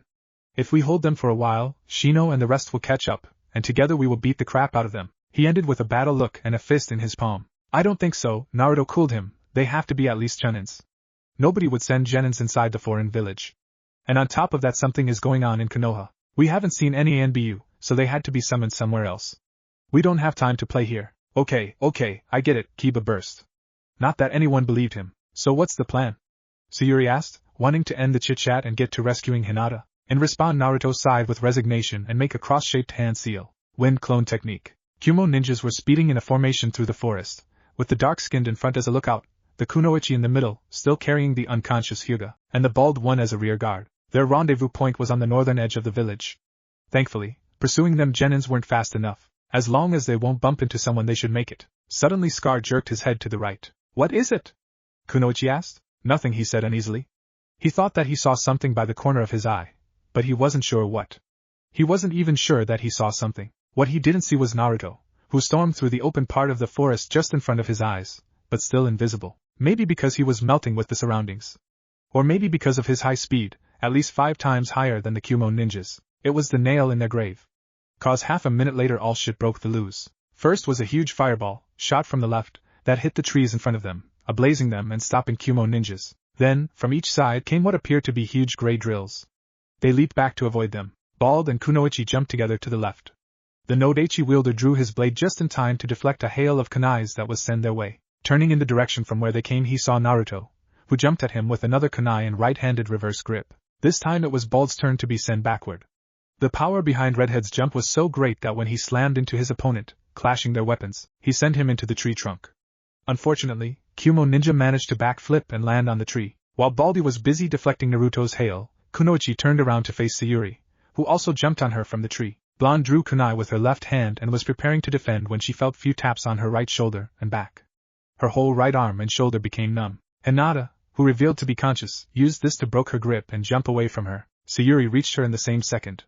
Distracted Blonde barely managed to block her slash and evade the following kick. Sayuri tried few more hits, but when she saw that the Kunoichi managed to regain her balance, she retreated and jumped to Hinata's side. Seconds later next to them appeared Kiba, who had a gash on his right hand, with Akamaru at his side, and Sasuke, who, apart from a brush on his cheek, seemed unharmed. "Run!" Naruto yelled, jumping in front of them and throwing at least 10 kunais at each enemy. All of the genins turned around and were about to jump when Baldy landed between them and brought his Nodaichi in wide sweep, forcing them to scatter again. Everybody jumped away, apart from Naruto, who ducked and slashed at Baldy's hip. Only his reflex and speed allowed the Kumo nin to avoid the injury. He leaped back quickly, slashing at the redhead again while moving back, forcing Naruto to jump back, right next to Sasuke. "Stop!" The Uzumaki looked to the left. Scar was gripping Hinata's wrist behind her back in his left hand, holding kunai at her throat. "Don't move or I'll kill her," the Kumo ninja said while his teammate jumped to his side. "You need her too," Naruto responded, checking his classmates' positions. Sasuke was behind him, Kiba was with Akamaru behind their enemy, holding his wounded arm. Sayuri was on right, ready to attack with a kunai in her hand. He also sensed somebody on the trees above them. "I need my life more," Scar said. Naruto gritted his teeth, hiding his right hand behind his back and making hand signs for wait, me and distraction. He hoped that they saw it. Even if he had no idea what to do as a distraction. If only Hinata could have used her hands. "Sasuke," he muttered so low that only the Uchiha heard him. "HN," Sasuke grunted in confirmation that he is listening. "Stab me in my left arm." "What?" His voice was shocked, but thankfully he didn't raise it. "Drop your weapons and kneel or she'll die," Scar shouted. "I have a plan, trust me," Naruto whispered, rising his left hand to the same position as Hinata's captiver. Sasuke thought about what he knew about the redhead. Quiet dead last was Sharp Tongue, who passed by a hairbreadth. And then he thought about what he saw today. Sharp Tongue still there, a bit less quiet, and as for a dead last. "Okay," he whispered, "but just this once," he added quickly. Naruto only nodded. Sasuke drew a kunai from his hip pouch and thrust forward, stabbing Scar in the left arm, the one that was holding Hinata's. When the grip on her wrist lessened, Hinata quickly thrusted her right hand forward to keep the kunai away from her throat while attacking with her left palm blindly behind. She hit the Kumo ninja in the stomach, causing his internal organs to twitch. Adult Hyuga would be able to destroy them with such blow, but she was only 13. Nevertheless, it was enough to force Scar to retreat, avoiding with sheer inch Sasuke's second stab. In the meantime, when Naruto appeared between Blonde and Bald, he was greeted by a sight of the Nodaichi coming at him in a horizontal slash. He summoned a kunai to his left hand and managed to catch it, but the force behind the blow was too big. His arm bent under it, and Kumo blade sank into his arm hollowly, just under the shoulder. Ignoring the pain, Naruto threw a few kunais with the other hand, forcing Baldy to retreat, and turned around, sensing that Blonde rushed at him, only to suddenly stop in the middle of the step. "What the?" she started, but before she managed to say anything more, she suddenly became limp. Naruto and Bald were looking at her in surprise, until she rose her head and grinned triumphantly. "Mind invasion technique complete," she said with a satisfaction. Then the grin disappeared as she swayed lightly. "But you better hurry up, I won't hold her for too long," she added, looking at Naruto. While the shadow attached to her from the bush retreated, the redhead turned around to his opponent. Just behind the swordsman he saw a swarm of insects approaching him. Bald must have sensed them somehow, or he saw something on Naruto's face, cause he jumped away. Still, a few of them managed to stick to him. Naruto turned once again, this time to see Scar pushed to defense by combined attacks from Sasuke, Sayuri and something that looked like a huge boulder. Wounded arm surely wasn't helping him, and then he sensed a few peoples approaching them from southwest. In the same moment Hinata spoke, "As somebody ANBU. I see ANBU ANS Sakura-san on SS Southeast." Hearing this, Scar and Bald jumped on the trees. In the same moment Blonde groaned and swayed, but quickly stood straight and was about to join her teammates. But Ino and Shikamaru jumped in front of her, blocking her way. The rest of the genins quickly rushed to their site, apart from Shino, who stayed hidden up on the trees, though his insects were still flying around. This sight welcomed the 4 ANBU when they came onto the scene, taking positions around the genins. Few seconds later a little winded Sakura landed amongst them. "You alright?" she asked worriedly, looking surprised at Sasuke, who, surprised again, ignored her. "Ha! They're nothing for us, Kiba exclaimed proudly. Akamaru barked at his side, while the others sweat-dropped. HN, said the one wounded. Sasuke muttered. What was that? Shut up, Naruto hissed, I'm listening. And be on guard. A fresh Genins managed to hold you back. One of the ANBU, with Raven Mask, was actually talking, and you were supposed to be the powerful Kumo Chunins. Yeah, they're an interesting bunch, Bald responded. Guys, chit-chat later, now could somebody help me with that? Scar asked, still clenching his stab arm. It hurts like hell. You should endure this, said another ANBU sheep. Voice, figure, and the way of moving showed that it was a woman. She walked forward, coming closer to their enemies without a hint of worry or hostility. Are you a shinobi or not? Shut up, Scar muttered, letting her come closer and touch his arm with her hands, enveloped in green light. Damn, that's deep, Sheep whistled. How did they even manage to wound you? You're a jounin for Kami. What the hell? Kiba yelled. ANBU and Kumo Shinobi looked at the forgotten group of Genins. Hinata and Sakura looked scared and confused, Sayuri and Ino too, but the last pair seemed ready to run, or fight. Shino's insects were hovering around, their master still invisible. Kiba was holding a kunai in his left hand, Akamaru was growling at his side, his fur ruffled. Shikamaru was frowning, hands ready in his clan hand seal. Chuji seemed like he didn't know what to do. Sasuke had 4 shurikens in each hand, ready to spur into action. Oh yeah, sorry, an ANBU with 2 blue strips across his mask stopped in half-word, felling something sharp and cold that cut through his clothes and was touching his skin in a place where started a hole for an arm in his armor, just under the armpit. Now he heard a voice, so cold that it sent shivers down his spine. You'll tell me what is going on here. Chuji, Ino and Sayuri were looking at Naruto with wide eyes. They were turned in the right direction, in the right time, yet they didn't see him. He just appeared out of nowhere behind the ANBU. In one moment he wasn't there, in the next he was already holding a kunai at his side. Naruto's head turned, just in time to see another figure appearing on the scene. Hatake Kakashi jumped out of the woods, landing next to Blonde. Naruto, stand down. Everybody looked at him, few curious, mostly confused, few suspicious. And one was the one of someone who suddenly realized something troublesome. Naruto looked at young Nara. Shikamaru relaxed and looked back. He pointed with his head at Kakashi, then at the 3 foreign shinobi, at their classmates, and then looked at Naruto again. Said Redhead frowned, not sure what Shikamaru had on mind. And then he remembered why it all started. Fuck, he said quiet loudly, stepping back and letting the ANBU go. Said Masked Ninja released his breath and turned around. Damn, he thought, if they will hear who sneaked on me they will kill me with laughter. Oh. Looks like somebody looked through us. Scar mused in an amused tone. Kakashi-sensei. What is going on? Sakura screeched, not noticing how everybody around he grimaced. If you don't tell us we will send Sakura between you, Sayuri threatened with a finger in her ear. Kumo Shinobi shuddered. Wait, we will tell you everything.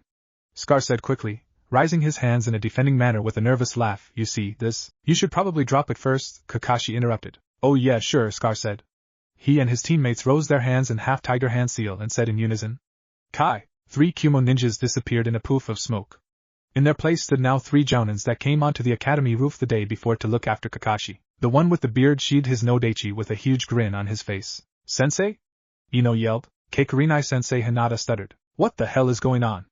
Kiba shouted. Toriko-sensei, what? Sayuri started. Calm down, the long-haired jounin said, coming closer and placing his left, now healed, hand on her shoulder. Come here guys, we will explain everything, he added, looking at the rest of their class. They gathered around, noticing the proud looks that they received from their teachers aside from Kakashi who looked as lazy as always. First, we want to congratulate you all. Asuma started with a grin. You passed. Huh, passed? Passed what? Kiba asked. It was all just a test, Shikamaru muttered. This gave him a few surprised looks, and one pissed. Not everybody is a genius, Shika, Ino said with irritation. Can you tell us what the hell do you mean? Genin test, Ino. Naruto muttered, sitting down under the nearby tree, the one they were talking about yesterday. Well, looks like you really understood everything. Toriko mused with a small grin. Maybe you two will also explain to your friends what it was about. Sorry, too troublesome. Naruto didn't even bother to answer. Kakashi sighed seeing his already closed eyes. Oh come on. Don't be so cold. Toriko exclaimed with a childish pout. Few genins chuckled at his antics. Looks like we have to do it, Kurinai decided. Seeing that none of her fellow jounins seemed willing to start, she sighed and continued. Look, normally, when jounin receive a team of genins he put them through some test. For example, Asuma, she pointed at the bearded jounin, is challenging his students to fight him. I was going to hide and let you find me, and so on. Point of those tests is to find out if you can work as a team. It was just in this year that we decided to change it a little. Why? Saying that Sasuke asked would be too much. It was rather a demanding. Our sweet little secret, Toriko said cheerfully with a happy grin. So we passed? Ino asked uncertainly. Yes. All of you work together even if not so willingly, Kakashi said, looking at Ino, Sakura and Sasuke. who just HN'd. Around him the genins started cheering. Sasuke-kun! We made it! Sakura screamed, launching herself at her crush, only to be pushed aside by Ino. Sasuke-kun, she started with a small blush, so sweetly that it was making the others sick. Maybe we could go celebrate this on a date. Yeah, sure. Sasuke-kun is going with me, Ino pig. Right, Sasuke-kun? Sakura screeched. And why is that, forehead? Blonde's blush and puppy eyes disappeared, replaced by an annoyed frown. Her voice also wasn't so sweet anymore. 'Cause we're on the same team, so? It still won't destroy our love. Everyone sweat-droped. Sayuri shocked her head. She also liked Sasuke. He was just too gorgeous to not like him. But she would never embarrass herself, and him, like that. Condolences, Naruto muttered under his breath. Sasuke, who during his fangirls fight tried hard to stay calm, was about to say something, but he realized that the redhead actually could understand him. Even if most of the academy girls were fawning after him, Naruto also had a few fangirls that were considering his red hair and whisker marks cute. They weren't as drastic as Sakura or Ino, probably cause Naruto bluntly said them that he is not interested in them, but stalking, at least tries. Smiles and sweet talks were still present. Jounins and A and B were looking at this with amusement and a bit of nostalgia. Okay guys, you're free for today. Kakashi decided to interrupt. Sakura, Sasuke, Naruto, training ground 7 a.m. tomorrow. Don't be late. Kurenai and Asuma made similar announcements, and then all three waved and walked toward the village, talking about something quietly. Toriko-sensei, what about me? Sayuri asked. Kaisha and Kikusuke didn't make it. Normally you would fail with them, he trailed off. Brunette's head lowered, but he grinned, seeing her face shooting up with a hopeful look. You showed great potential, and you're working with others. Toriko made a thoughtful expression and rose a hand to his chin. Then his features lighted theatrically. Few chuckles sounded through the forest. I know. I'll talk with Hokage. Maybe I will take you as an apprentice, or we put you in other team. We'll see, he grinned at her. Meet me at the Hokage Tower tomorrow around 8, okay? Asuma, don't you? He looked around and trailed off. Where are they? They've already left, Chuji said, pointing towards the village with a pack of chips. What? Hey, wait for me. And with that he bolted after his fellow Jounins, followed by another chuckles and laughs. You have a crazy sensei, Sayuri, Kiba said, with Akamaru barking in agreement. Yet Chuji spoke. Hey, how about we all go to the barbecue to celebrate this? Yeah, good idea. Let's go. Kiba exclaimed and was about to follow their senseis, but a hand yanked his hood, stopping him. Not so fast, young man. Kiba turned around to see Sheep standing right behind him. Rest of the ANBU team already disappeared. What about that arm? Oh, it's only a scratch, Inuzuka said proudly, only to hiss in pain from his scratched arm. Yeah, Suyer, Sheep said ironically, come here. But, you can join them later. And the other one too. I don't need your help, Naruto muttered. Sheep sighed and reached toward Uzumaki. The redhead's eyes widened when her hand came closer. He rolled out of her reach and jumped another few feet away. I said I don't need your help, he said coldly. Okay, I'm not going to do anything, Sheep said quickly, raising her hand in a peaceful manner. And Naruto-kun? Hinata stuttered, and seeing that he's turning around she called after him. And Naruto-kun, why you're not see coming with us? Naruto looked at her over his shoulder. Hinata's huge blush disappeared when she saw his sky-blue eyes cold. Why should I? His voice was even colder than his eyes. I don't like you, you're not going to like me, so why bother? Naruto! Sakura yelled, she's trying to be polite. You should be nicer. Like I care. The redhead muttered.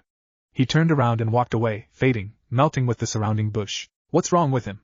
Ino asked, looking at the place where the Uzumaki disappeared, and wondering what his strange reaction toward Sheep meant. Seeing frown on Shikamaru's face she knew that she wasn't the only one. And Naruto-kun, Hinata whispered. Don't bother with him, Hinata. Sakura exclaimed, let's go. I have a dish. She stopped in midword, seeing her crush walking away. Sasuke-kun. You're not coming? No. Why? Her voice held so much pain that everyone around were filled with a feeling of compassion, or rather would be if only they wouldn't have been filled with pain from their ears.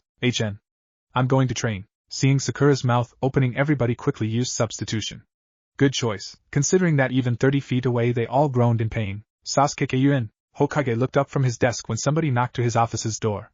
He allowed to enter, inwardly thanking whoever it was for a break in fight with his nemesis. He was fighting since dawn, non-stop, without rest, but still he was losing. Brushing aside his restless foe, devil reincarnation, paperwork, he looked at the 4 jounins lining in front of his desk. Genjutsu Mistress Yuhi Kurenai, his son Sarutobi Asuma, copy ninja Hatake Kakashi, and current assassination specialist Kasumi Toriko.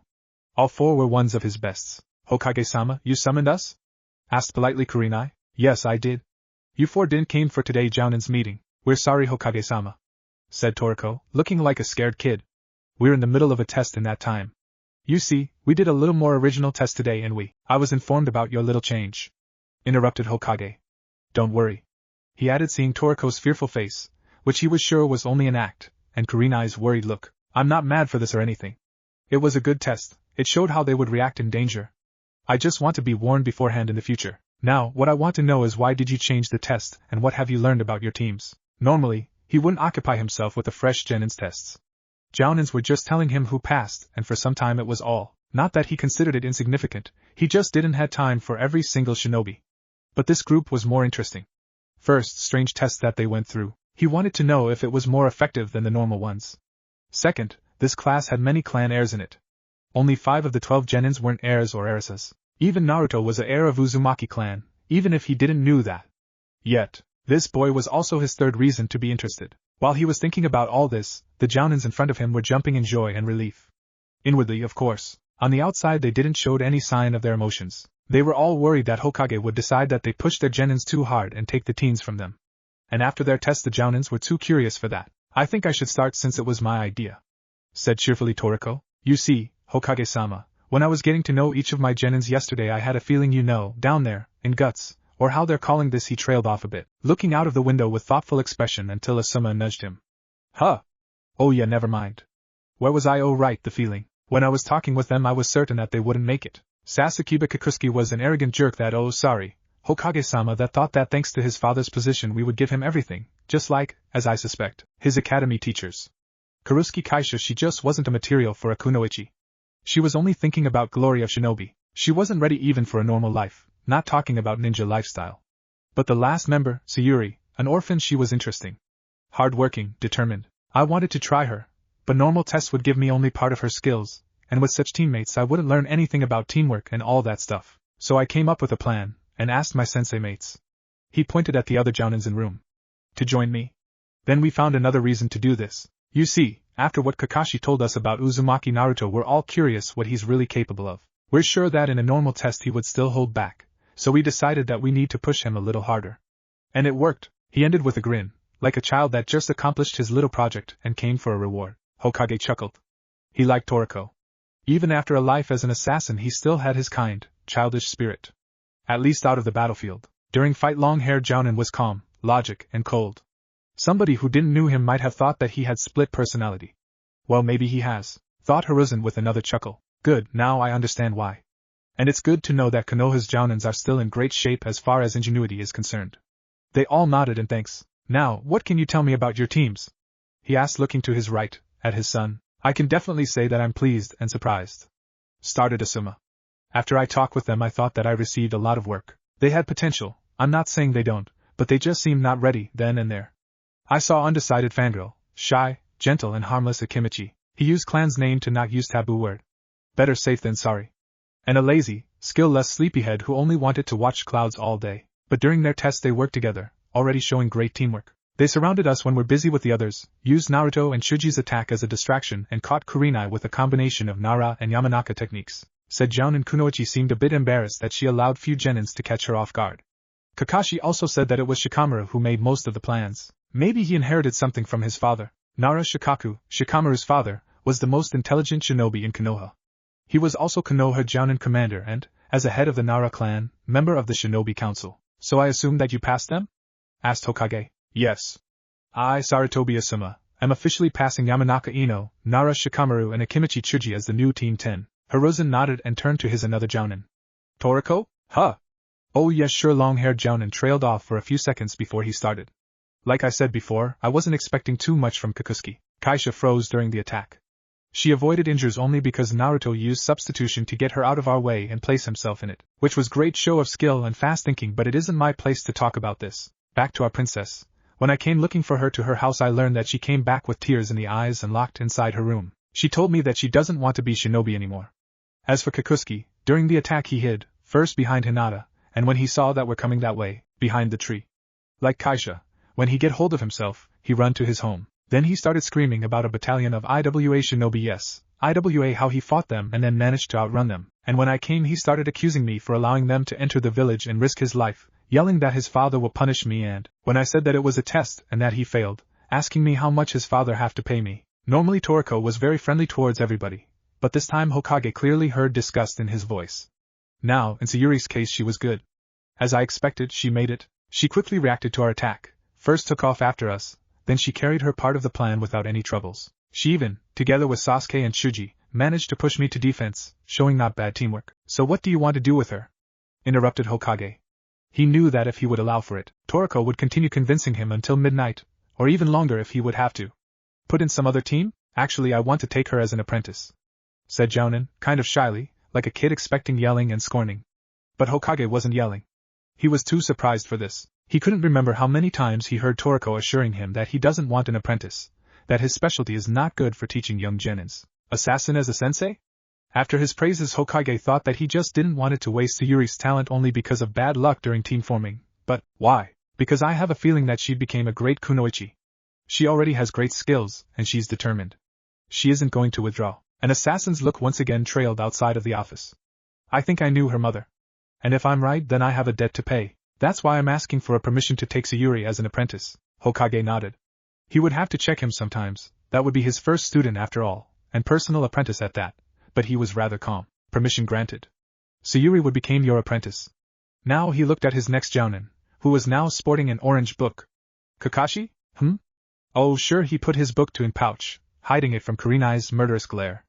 Poor little thing almost burned under it. Well, my opinion may not be too accurate, since I was a little late. Hokage chuckled seeing Kurenai's glare now located on him, while Asuma and Toriko were looking at him with amusement. I caught up with them just after the first attack. Kakashi scratched the back of his head. Maybe he's trying to look embarrassed. Or maybe he felt Kurenai's look. Hokage wasn't sure. Anyway, Sakura, from the first impression a fangirl, more concerned about her look than training.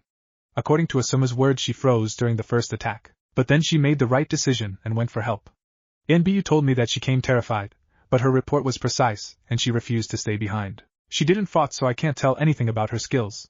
Now Sasuke, well, he really deserved his Rookie of the Year title. He already knows C-rank elemental technique. His skills are great. His teamwork, well, it's not totally hopeless. He worked with Sayuri and Shuji. He's a little too fast to jump into an action, but once he rethink problem, he also showed that he's smart. All in all, he's a really good shinobi with great potential. Though he isn't too careful, he could harm Hinata with his fireball. And Naruto. Kakashi smirked under his mask seeing how Hokage leaned forward, not able to contain his curiosity. I was right when I said that he's holding back. He's fighting on the same level as Sasuke, make few plans. I also think that he's some kind of a censor. During the pursuit they split, and when the other group reached the fight he made few hand signs toward them while they're still hidden, though on the other hand he didn't sense the underground. Maybe he just saw something above. Hokage frowned. Normally, sensors were sensing chakra around them, but if he didn't sense Kakashi using technique to travel under the surface, then that wasn't this. Anything else? Hi.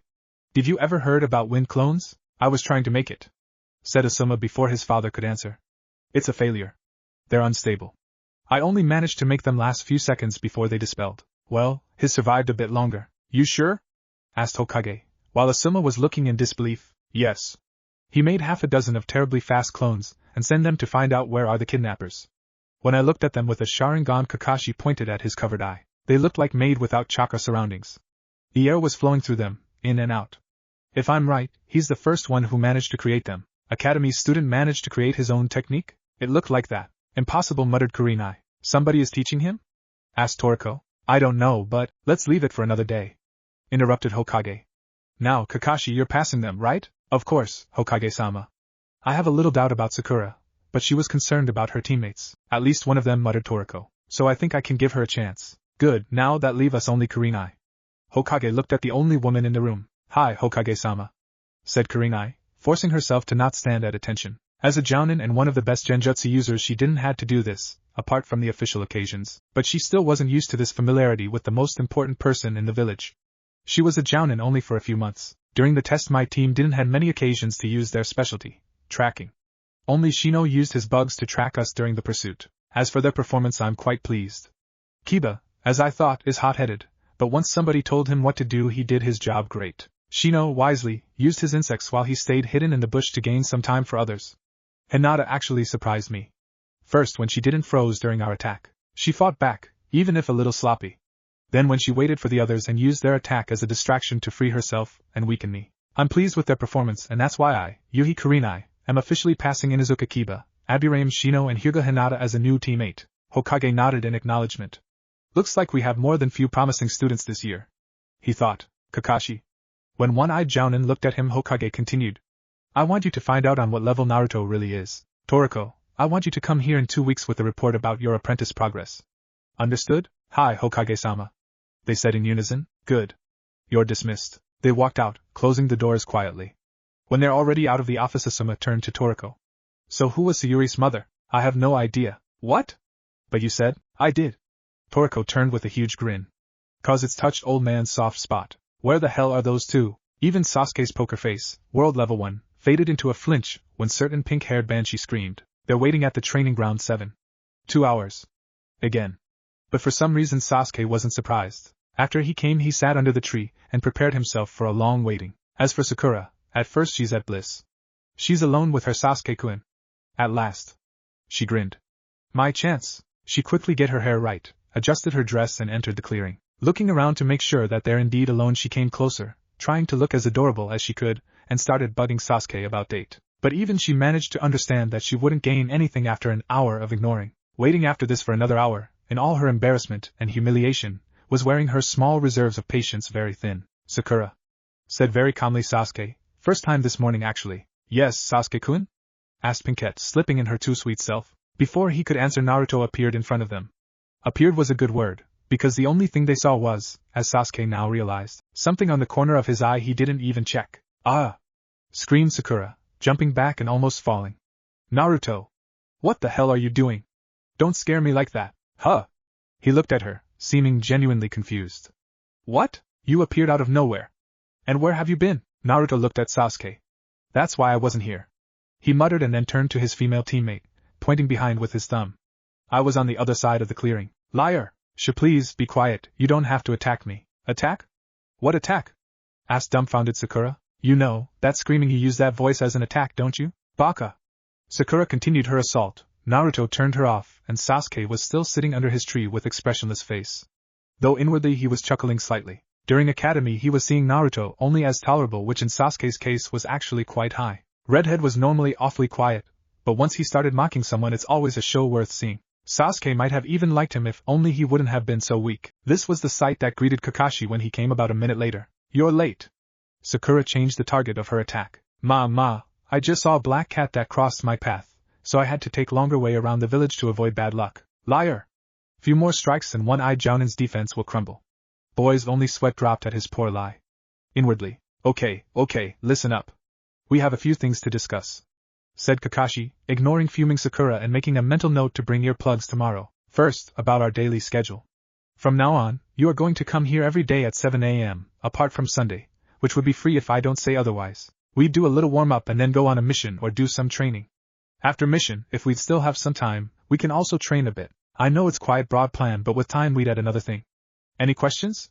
He waited few seconds, and seeing no objections he continued. Now, before we start I want to talk about your yesterday's test. Small flinch appeared on Naruto's face, but it disappeared almost in the same time. He was beating himself for not seeing through that damn test. He wanted to hide his skills, stay in the shadows. Sasuke's presence could have helped him in it. He just needed to make sure that Uchiha would stay in the center of everyone's attention. But he allowed himself to fall into the first trick. Now those who hate him will again start to try to hold him back. And Kakashi could be one of them. He was one of those who were talking about him as a weapon and a demon. Sit down, it might take a while. He waited, while Sakura sat on spot and Naruto stood next to the tree against which leaned Sasuke. Good, Sakura, you first, said Pinkette was staring at him with anticipation, already forgetting about her anger.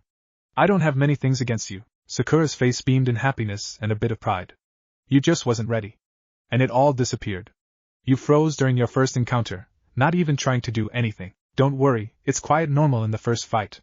You just have to work on it, so it won't happen again. On the other hand, the idea to go for reinforcements was great. Yours? Actually, it was Sasuke-kun's. Kakashi looked at Uchiha with a rose eyebrow. Raven-haired boy nodded, though Kakashi noticed that he seemed a bit confused. Okay, said Kakashi. Well, Sakura, I can't say anything about your skills cause you weren't fighting, so I think that would be all. Now Sasuke. Uchiha's face was as dark as his hair, but there was also an anticipation in his black eyes and his tensed muscles. You're good. Sasuke relaxed a bit and Sakura started cheering. Your reaction to attack was fast. Also during the chase and further fight you showed that you really deserve your Rookie of the Year title. Just 3 things. First, restrain this pyromaniac inside you. Sasuke frowned, looking with a question in his eyes. A bit bigger fireball and you could have burned the whole forest. Secondly, you were jumping into an action without thinking. It's your first fight, so it's understandable. Just like Sakura, Remember about this in the future. And last thing, watch out where you're firing your little sparkies. Sasuke sent him a murderous glare for mocking his best technique. You've almost hit Hinata on the clearing. Sasuke looked down, deep in thoughts. This summary was pretty much what he's expecting. Nothing new about him being good. He was an Uchiha, they're always good. Comment about Pyromaniac surprised him, but he knew what it's about. As for watching out for others, on one hand, he didn't care. They're mostly just slowing him down. But on the other, when he recalled that Naruto also stopped him later. Naruto's turn. Kakashi looked at his last student, noticing that even though he knew where Uzumaki stood, he still had to focus to find his figure. Now can you tell me please, why were you holding back during academy? Holding back? I wasn't. Naruto tried to play dumb, while Sasuke was looking interested and Sakura confused. Oh really, holding back? Interrupted Sakura. How can he hold back? He's an idiot, a dead last. Her words hurt. He was thankful for her stupidity, it helped him, but it still hurt. Oh? Disbelief was clearly visible in Kakashi's face, at least in what they saw of it. So he's an idiot dead last without any talent, that was the first to react to the attack, who made most of the plans in the heat of the battle? And who managed to create his own technique while being still in the academy? That's what you meant, Sakura, said Pinkette. Was about to shout that her Sasuke-kun is much better, that he was the one that make all the plans, that during fight Naruto only slowed him down, that it was Sasuke who reacted first, until she remembered that it was Naruto who saw their enemies first. He also tried to stop them before the others even noticed the danger. So if that part was true, no, it was Sasuke-kun who ordered her to go back for help, but it's Naruto's words. Arg. Kakashi looked at his redhead student again. From your academy folder, you're dead last of your group, with poor taijutsu, even worse ninjutsu, quite good stealth, and no tactical sense. This is an opinion of Yamano Iraka. Naruto knew what that meant. This was an opinion of the only teacher that was fair with him. It's exactly what Iraka thought about him, without any hate influence. So, can you tell me how seemingly the worst one ended as the best of the whole group? Good reaction during the first attack, lack of freezing, good, fast thinking. Actually, I found only 2 mistakes. Naruto looked up curious, in the same time thinking that not seeing through their deception was probably one of them. First, you should take Shino with you when you split up to flank the kidnappers. He'd easily track them down and help in preparing the trap. Naruto nodded. He also thought about this when he was thinking how to track down Kumo ninjas. If only Shino would have been with them, he wouldn't had to reveal his wind clones. Your second mistake was that stupid usage of substitution. This was something he didn't expected. Huh? Why? It worked perfectly. Hinata was freed, and if those ninja would have really been Chunins, they wouldn't have chance to react. You're right about Hinata, but about your enemies, they were too close. They sensed you. What do you mean by too close? Baka, when you use substitution or body flicker, you are easy to sense for anyone near the place where you appear. Said Sakura in a you should know that tone. But Naruto looked genuinely surprised. You didn't know that? Asked Kakashi. Naruto shocked his head. Idiot. Muttered Sasuke. You should have listened. It was on the lessons, and in almost every book about it. Added Sakura. Naruto looked away and mumbled something. What was that? Asked Kakashi. I was thrown out of the class. Muttered Redhead only a bit louder. Why? Asked Sakura. Naruto didn't answer. Then what about the books? Librarian didn't allow me to come to the library. Why? This time it was Sasuke. Not your business. Naruto snapped loudly, pushing himself from the tree, turning around and dashing away, leaving his team a little stunned, especially Sasuke and Sakura, who never before heard him saying something so loudly. What was that about? Sakura looked at Kakashi, hoping that he would answer, but Jounin's expression was unreadable. Well, it looks like we won't go on any mission today. Kakashi sighed and looked at his remaining students. Take this day as free, tomorrow we start. So 7 a.m. here, right? They nodded. What about Naruto? Asked Sakura. Don't worry, I'll talk with him. Kakashi saw an annoyed look on Sasuke's face. He wasn't sure what it was about, but shrugged this off for now. With a wave he disappeared using body flicker, hoping that Naruto didn't walk far away. Kakashi found young Uzumaki by accident. He was looking after him for about 4 hours. Without effects. Resigned, he went on top of the Hokage mountain to think. That was when he spotted small figure sitting atop Yondame's stone head. Kakashi only sighed and come closer. Naruto was sitting with one leg straight, other one bend in the knee and one hand on said knee. He was leaning against one of Monument's stone spikes. He didn't turn to look at his sensei, but Kakashi was sure that he knew about his approaching. One-eyed Jounin leaned, still standing, against the same spike and looked in the same direction as Redhead, at the whole village. It was the middle of the day, so streets were very crowded. From here those figures were smaller than head of a pin. What are you doing here, Naruto? For a few moments Uzumaki was quiet, before he mumbled. Thinking. About? This time silence lasted longer, and when Kakashi thought that he isn't going to answer, Naruto spoke. About how I didn't notice this substitution's defect. This probably wasn't truth, but he was talking, so Kakashi decided to go on. And? Jounin already had an idea for this, but he wanted to know if Naruto also thought about this. I'm a censor. Kakashi nodded. He's suspecting this, and his theory was based on this suspicion. I sense people presence all the time, so when I sense somebody using substitution I assumed that it was my ability to sense chakra. Kakashi nodded again. Yes, I thought about it too. But you're wrong in one thing. You're not sensing chakra. This earned him a surprised look when Naruto finally turned to him. You didn't sense me when I was following you during the test. I was using an earth technique to travel underground. Naruto frowned. Now that Kakashi pointed that, he never sensed any techniques or anything like that. He thought that he'd just have to train more. On the other hand, he sensed surroundings, like trees, walls, and landscape.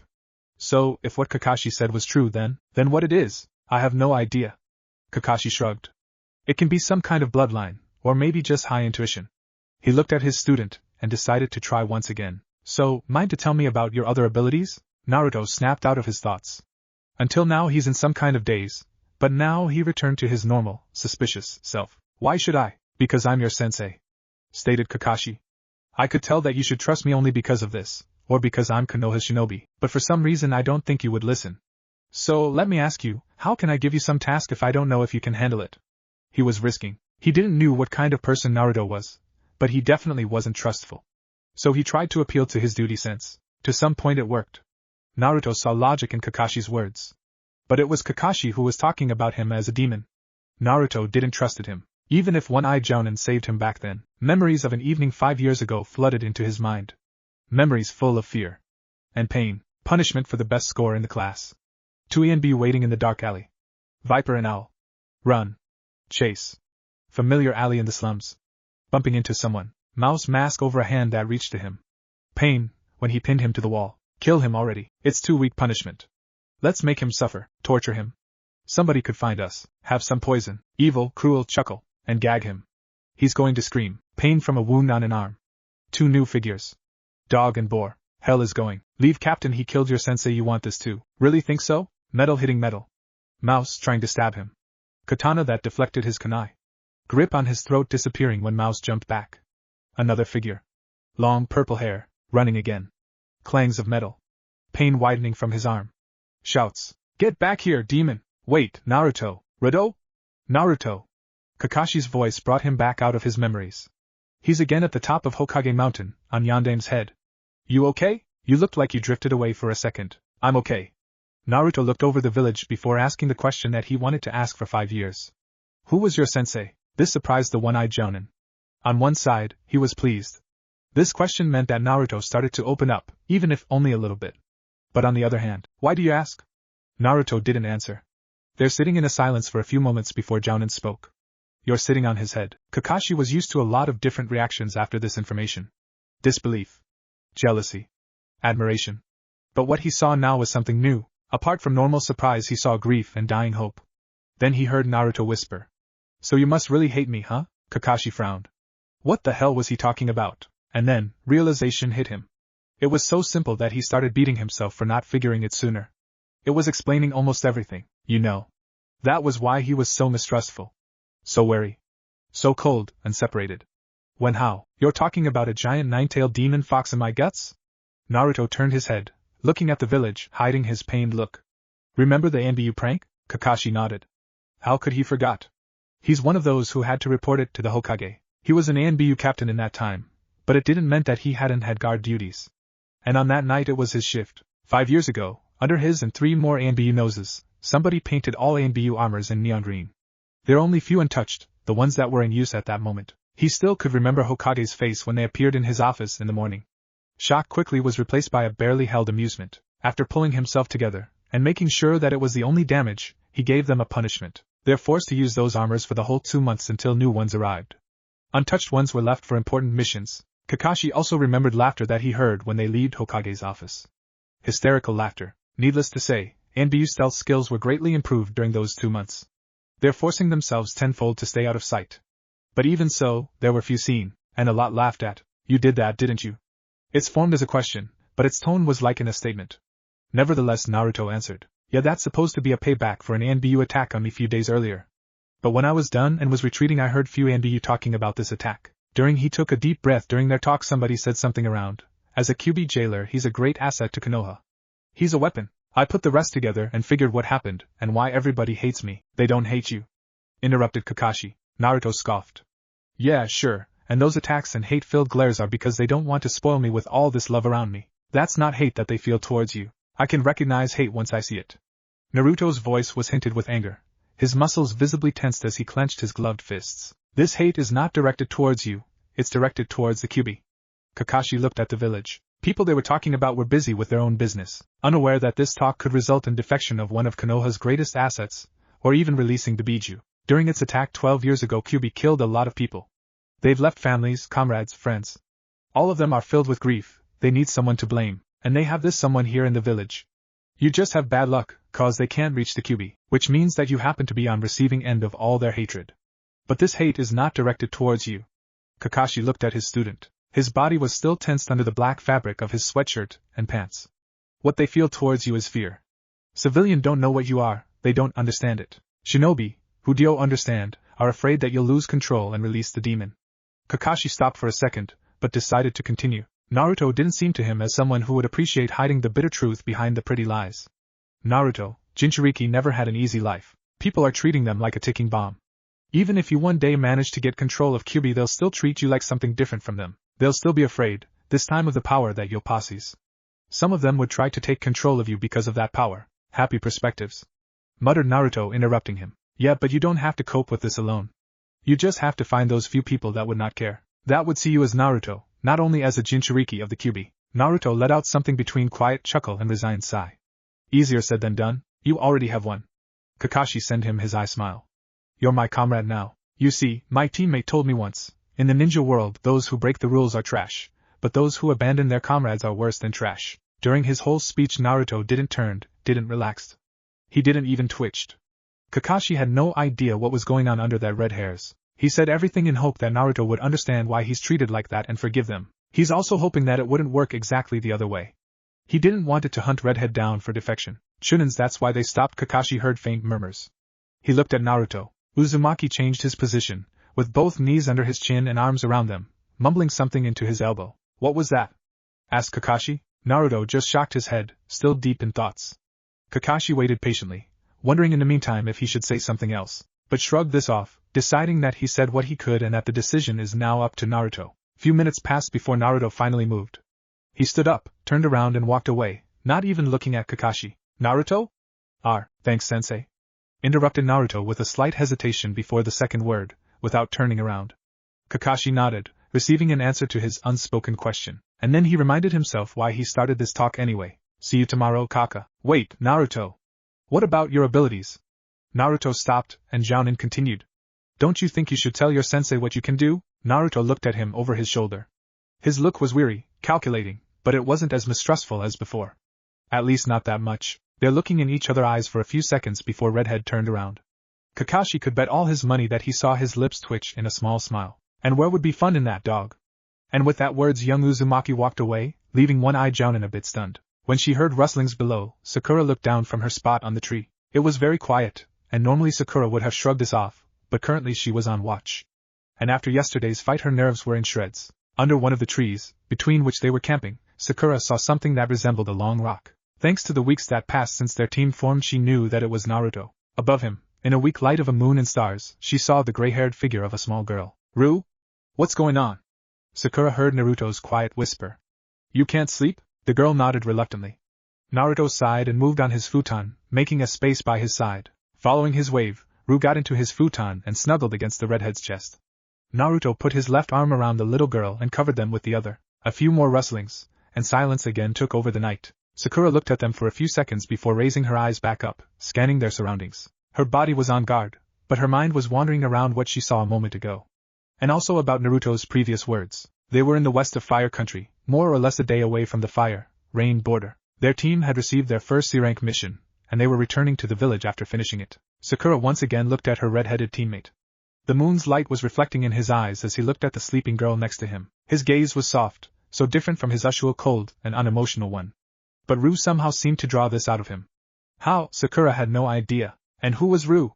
Well, the week before. Target in sight. Surround him and wait for my mark, responded a lazy voice. 1, in position, said a male voice with a hint of anger. 2, in position, said a female with resignation. 3, are you there? Naruto, come in. Baka!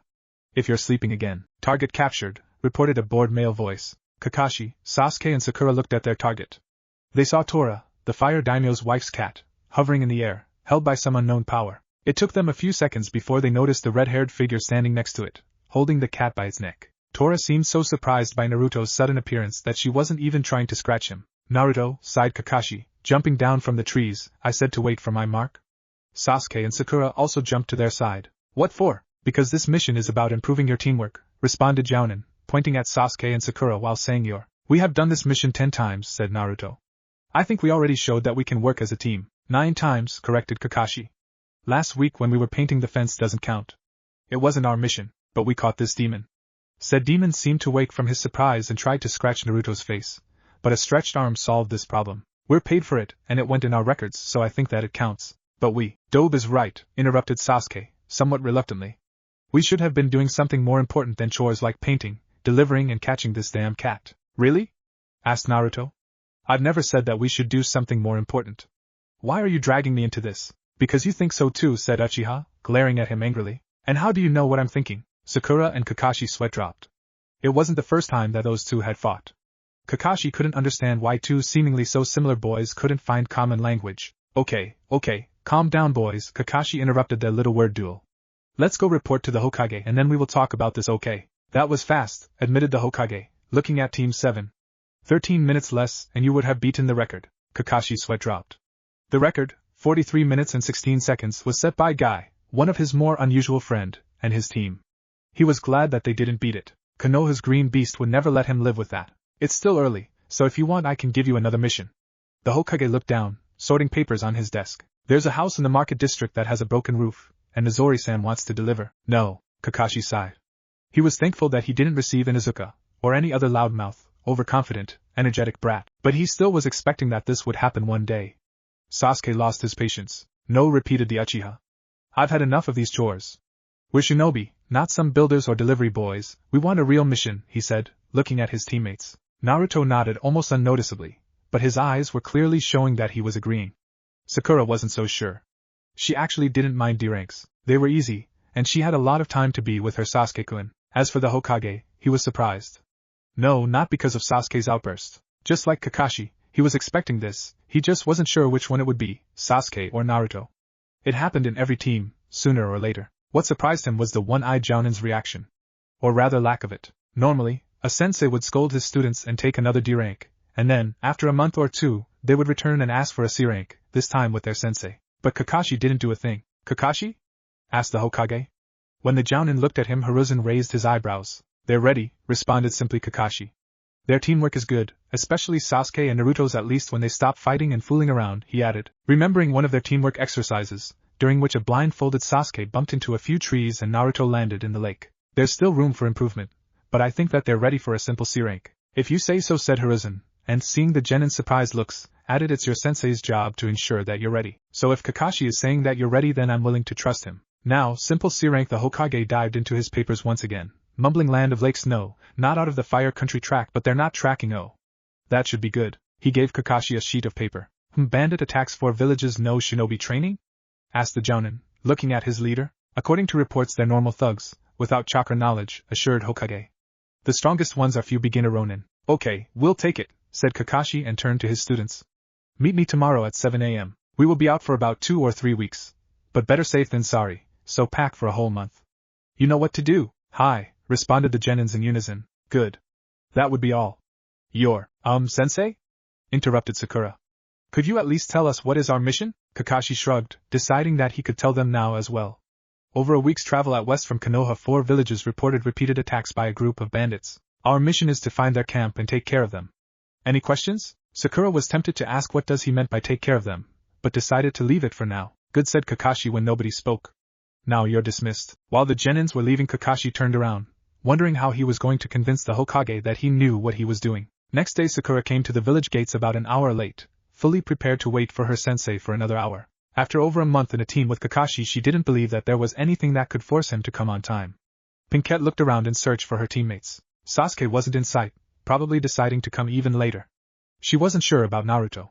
She was used to his appearing a few minutes before Kakashi. Sakura wasn't sure if he was around, hidden, or if he was just almost as late as their teacher. Sakura sat against the wall next to the gate, placing her huge backpack next to her. In the academy they were forced to memorize a long list of things that they should take on missions out of the village, and recite it even in their sleep. She was sure that most of those things weren't necessary, and that older, more experienced shinobi knew which ones to leave, but nobody told her, so she had to take everything. Looking around again, she drifted into her own thoughts, checking her own feelings.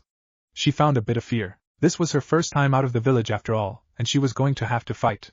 But most of all, she found excitement. Fight or no fight, this was her first C-rank mission.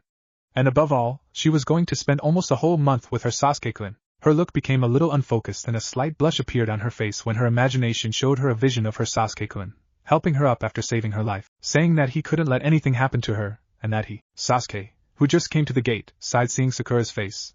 He was pretty sure that he could guess what she was thinking about right then. Unfortunately. If only she would put at least half the effort that she's putting into nagging me into a mission or training, he thought with resignation, adjusting his backpack straps and looking around for his other, not useless, teammate. His opinion about Naruto improved greatly after their genin test. Despite their fights, he actually started to like the red-headed Uzumaki, his calculating mind and sense of humor. He was sure that this feeling was mutual. Ignoring Sakura, who seemed to just come out of her dreamland and started bugging him, Sasuke looked around, trying to pinpoint Naruto's position. It was their little game. It wasn't hard to notice that the redhead's best skill was stealth, so he was trying to detect him as many times as he could. At the beginning he was failing miserably, but after a few weeks he noticed improvement. He could see Naruto when he wasn't intentionally hiding, and he didn't have to search after Uzumaki while talking with him. While Sakura continued her blabbering about how romantic this trip was going to be, Sasuke looked toward the gate. He thought that he saw something there, next to the shed for Chunins on guard duty, but he wasn't sure. Enough of this, lovebirds, Kakashi's coming. Sasuke sighed and turned around to the voice that came from behind. Looks like he was wrong about the Uzumaki's position. Again, Sakura also turned to their red-headed teammate, blushing madly at the lovebird's part. How do you know? She asked, fighting with her blush. Naruto was about to answer, but in that moment Kakashi jumped down from the roofs. Hi guys, he greeted them with raised hand and his eye smile. Everyone here? Good. You're not late for your first C-rank. It's you who is late, shouted Sakura. Ma, you don't need to yell. I just spotted this old lady who needed help with. Liar! Interrupted Pinkette. Kakashi's sweat dropped, and decided to ignore her. As always. Anyway, we're going out of the village, so be cautious. It's not like everything there is going to kill you, but better safe than sorry. The genins nodded, Sakura still fuming, while Naruto was thinking that he would probably be safer outside. Good. You've got everything? Sasuke and Sakura adjusted their backpacks to show that they were ready. This was the moment when they looked at their teammate, noticing that he didn't have his own backpack. The only difference in his attire was a gray camo coat with wide sleeves and a hood. Yeah, responded Naruto to Kakashi's question. Baka! Screamed Sakura at the top of her lungs, forcing her teammates to jump away from her sudden attack. Where is your backpack? Awa muttered Naruto with a finger in his ear. Could you please not scream so loud when I'm around? She still has a point, said Sasuke. You forgot your gear. No, I didn't, responded Naruto, pulling a book from his pouch. I have everything here. Seals? Asked Kakashi, seemingly totally lazy and uninterested. Naruto nodded in response. The Jounin only sighed and walked out of the village, waving at them to follow. Okay, if you're ready, let's go. With this, Kakashi jumped to the trees, his 3 students right behind. The silver-haired Jounin chuckled inwardly. They're going to hate you, Naruto. They hated him. Sasuke and Sakura were stabbing Naruto in the back with their eyes. The sun was dawning and Kakashi had decided that they would stay for a night. They were now setting up a camp deep in the forest, near a small stream. Both Uchiha and Haruno were tired, their legs were sore and their backs hurt. On the other hand, Naruto seemed as fresh as in the morning. If only looks could kill, mused Kakashi quietly. He personally suspected that Naruto's energy had more to do with a giant ball of red fur in his guts than his sealed equipment. But his other students didn't know about this little detail. You said something, Kakashi? Asked Naruto, laying his unsealed futon under the tree. Kakashi sighed. You really should refer to me as sensei, you know. Well, I probably could. Naruto pretended to think. But I really can't remember when was the last time you taught us anything. He looked at his sensei, who was still deep in his orange book and didn't even start to unpack. The only thing I could add to your name right now is probably lazy and pervert. Kakashi's sweat dropped hearing Sakura's giggles and seeing Naruto and Sasuke's smirks. Oh? Asked the Jounin in a mockingly hurt tone, nose still in his book. And here I thought that I was teaching you too much for the last month. What about all those magnificent teamwork EXE? Don't you dare to speak about those damn exercises as teaching, snapped Sasuke. They're meaningless. You're only doing them so you can be a lazy ass. Kakashi looked at his 3 students. Even Naruto couldn't hide his emotions, glaring at him. With a sigh, the Jounin stood up and hid his book in his pouch. They're not meaningless, Sasuke. As a Konoha shinobi, teamwork is your greatest asset. You have to develop it, the sooner the better. But he looked at his 3 students that were looking at him suspiciously. I think it's time to teach you something else. The genin's eyes widened, the suspicion in them growing even bigger. Kakashi chuckled. They probably can't believe it. And then, who are you and what have you done with Kakashi? What are you talking about, Naruto? Asked the confused Jounin. You're only an hour late, you hide your book to talk with us and you even said that you want to teach us something other than teamwork, explained the redhead. You just can't be Kakashi. The one-eyed Jounin's sweat dropped. Okay, jokes aside, he started. Now come, knowing some of you, you will continue training late into the night, and I want to get some sleep. He wasn't worried about Sakura, but he already saw Sasuke training after midnight in the Uchiha compound, and judging from those few times when Naruto was almost asleep standing up, he also wasn't going to bed at 8 p.m. So what are you going to teach us, sensei? Asked Sakura, while following him away from their camp. Deciding that they were far enough, Kakashi stopped and turned around, giving them his eye smile. Tree climbing. His students' faces, that until now were showing various levels of anticipation, fell. You're kidding, right? Asked Sasuke. A little, admitted the Jounin. The real name for this exercise is tree walking. You're going to climb up the trees using only your legs. While Sakura started mumbling something around it's impossible, Naruto sighed. He already knew this exercise. 2 years ago he saw a genin team that was trying to run up a tree. He started to practice this, and now he was able to make 9 steps if he started at a run. But then Kakashi continued his explanations. It's a chakra control exercise, he said, looking at Sakura, not noticing frown that appeared on Naruto's face. You're focusing chakra on your feet. Thanks to it they'll stick to the side of the tree, wall, or even a ceiling. It'll help in your control, but it's also useful in fights and… Fuck, Naruto? Is something wrong? They all looked at the muttering redhead. Young Uzumaki lowered his hand that he had over his face and looked back. Nothing. Absolutely nothing. I just learned that I wasted the last 2 years. What are you talking about? Deciding that there's no point in hiding it, Naruto sighed and spoke. 2 years ago I saw a few genins practicing this exercise you're talking about. So you knew it? Interrupted Sasuke, a bit frustrated that once again the dead last was ahead of him. Kind of, answered the redhead.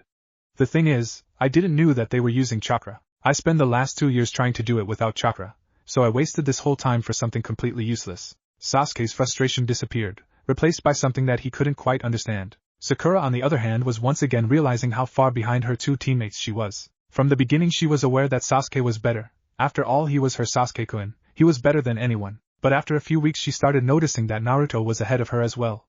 And now she knew why. During the academy she didn't even think about training outside of school. Well, started Kakashi, unaware of his other students' thoughts, you're not entirely right. Naruto looked at him questioningly. I admit that it's mostly useless, but considering your stealth skill, you will surely receive a few infiltration missions. If they involve chakra sensors you'd be at an advantage.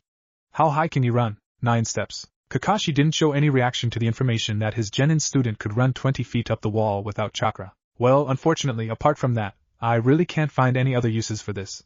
He then turned his attention to his other students too. Okay, let's start. With those words he went over to one of the trees and walked up its side, following his hair's example and not caring about gravity. What you have to do is focus your chakra on your feet. The point is to find and maintain the proper amount. Too little and your feet won't stick to the surface. Too much, and you'll be pushed away. Now go on, try. They walked closer to the trees. Oh, I almost forgot. It'd be better for you to try starting with a run at the beginning. They stopped for a second and then, surprisingly, Sakura went first. She reached the tree and started running up. She was making good progress until her 7th step, when suddenly she slipped. She pushed herself away from the tree with her other leg and landed a few feet away. Exactly what I said. Kakashi was now looking at them hanging upside down on one of the branches. You used too little chakra. Nevertheless, you made a very good effort. Normally a first attempt ends in under 5 steps. Sakura beamed with happiness. Sasuke rushed forward, not wanting to be outdone by his weakest teammate. He ran 4 steps before something happened. They heard a quiet crack as the bark under his foot crumbled a bit. He tried to take another step but he slipped, which forced him to push away and land with a backflip. Well, you used too much, that's where that crack came from, commented Kakashi. Then you reduced it too much, which caused your slip. He then looked at his last student. Seeing this, Naruto sighed and followed his teammate's example. He managed only 3 steps, with cracks appearing already on second. His 3rd step pushed him away from the tree, forcing him to land awkwardly. Hearing further cracks he looked up and jumped away, avoiding a falling tree. Kakashi's sweat dropped. Naruto saw his resigned, though not so surprised, look. Until suddenly the surprise in his eyes deepened. Uzumaki looked in the same direction as his teacher, but he didn't see anything interesting apart from the sliced and cut remains of a tree. He looked back at his teacher to see him deep in thought. Kakashi? The Jounin's look concentrated on him, for a second still sharp, before it returned to its normal, lazy, look. Sorry, I just couldn't believe how poor your chakra control is, Sasuke smirked. Naruto glared at both of them. This is actually quite easy. All three males looked up to see the only female in their team walking on the underside of the branch, more or less at the same height as Kakashi. That was the moment when she let out a silent scream and fell off. She made a half flip and landed on the ground, a bit heavily. Well, looks like she almost had it, said Kakashi, following her example and landing on the ground, only with a bit more grace. She's much better than you two. Both boys scowled a bit, while Sakura beamed with pride. Well, it's probably due to her low chakra reserves, mumbled Kakashi, like in an afterthought. Sakura's face fell and the jounin chuckled inwardly. She has great control, even considering her low reserves, but she doesn't have to know that. Okay guys, you have an hour. After that it'd be better if you go rest. We still have a long way to go. Kakashi expected that they would have it down by the end of the week. Sakura managed to do it by the end of the first day. Kakashi ordered her to jump from one tree to another, staying under the branches. It wasn't actually a standard exercise, but with how good she was at chakra control, Kakashi decided to help her refine it, making it her best asset. Sasuke had it down after 2 days. It was a great time, but he wasn't pleased because he had been greatly outmatched by his weakest teammate. Wanting to catch up with her, he moved to the same exercise as Sakura. He was doing quite well even if he had to end sooner on the 3rd day, because he had blown off every branch around, and by sooner Kakashi meant after 2 hours, unlike normal days, when he was training for at least 5, late into the night. As for Naruto, Kakashi had no idea, because after their first day Redhead started to disappear for the nights, appearing in the morning, with bruises and dirt all over himself. He wasn't answering any question about his progress. Kakashi tried to follow him, but Naruto lost him quickly. That was everything about a trust to his sensei. It was the morning of the 6th day.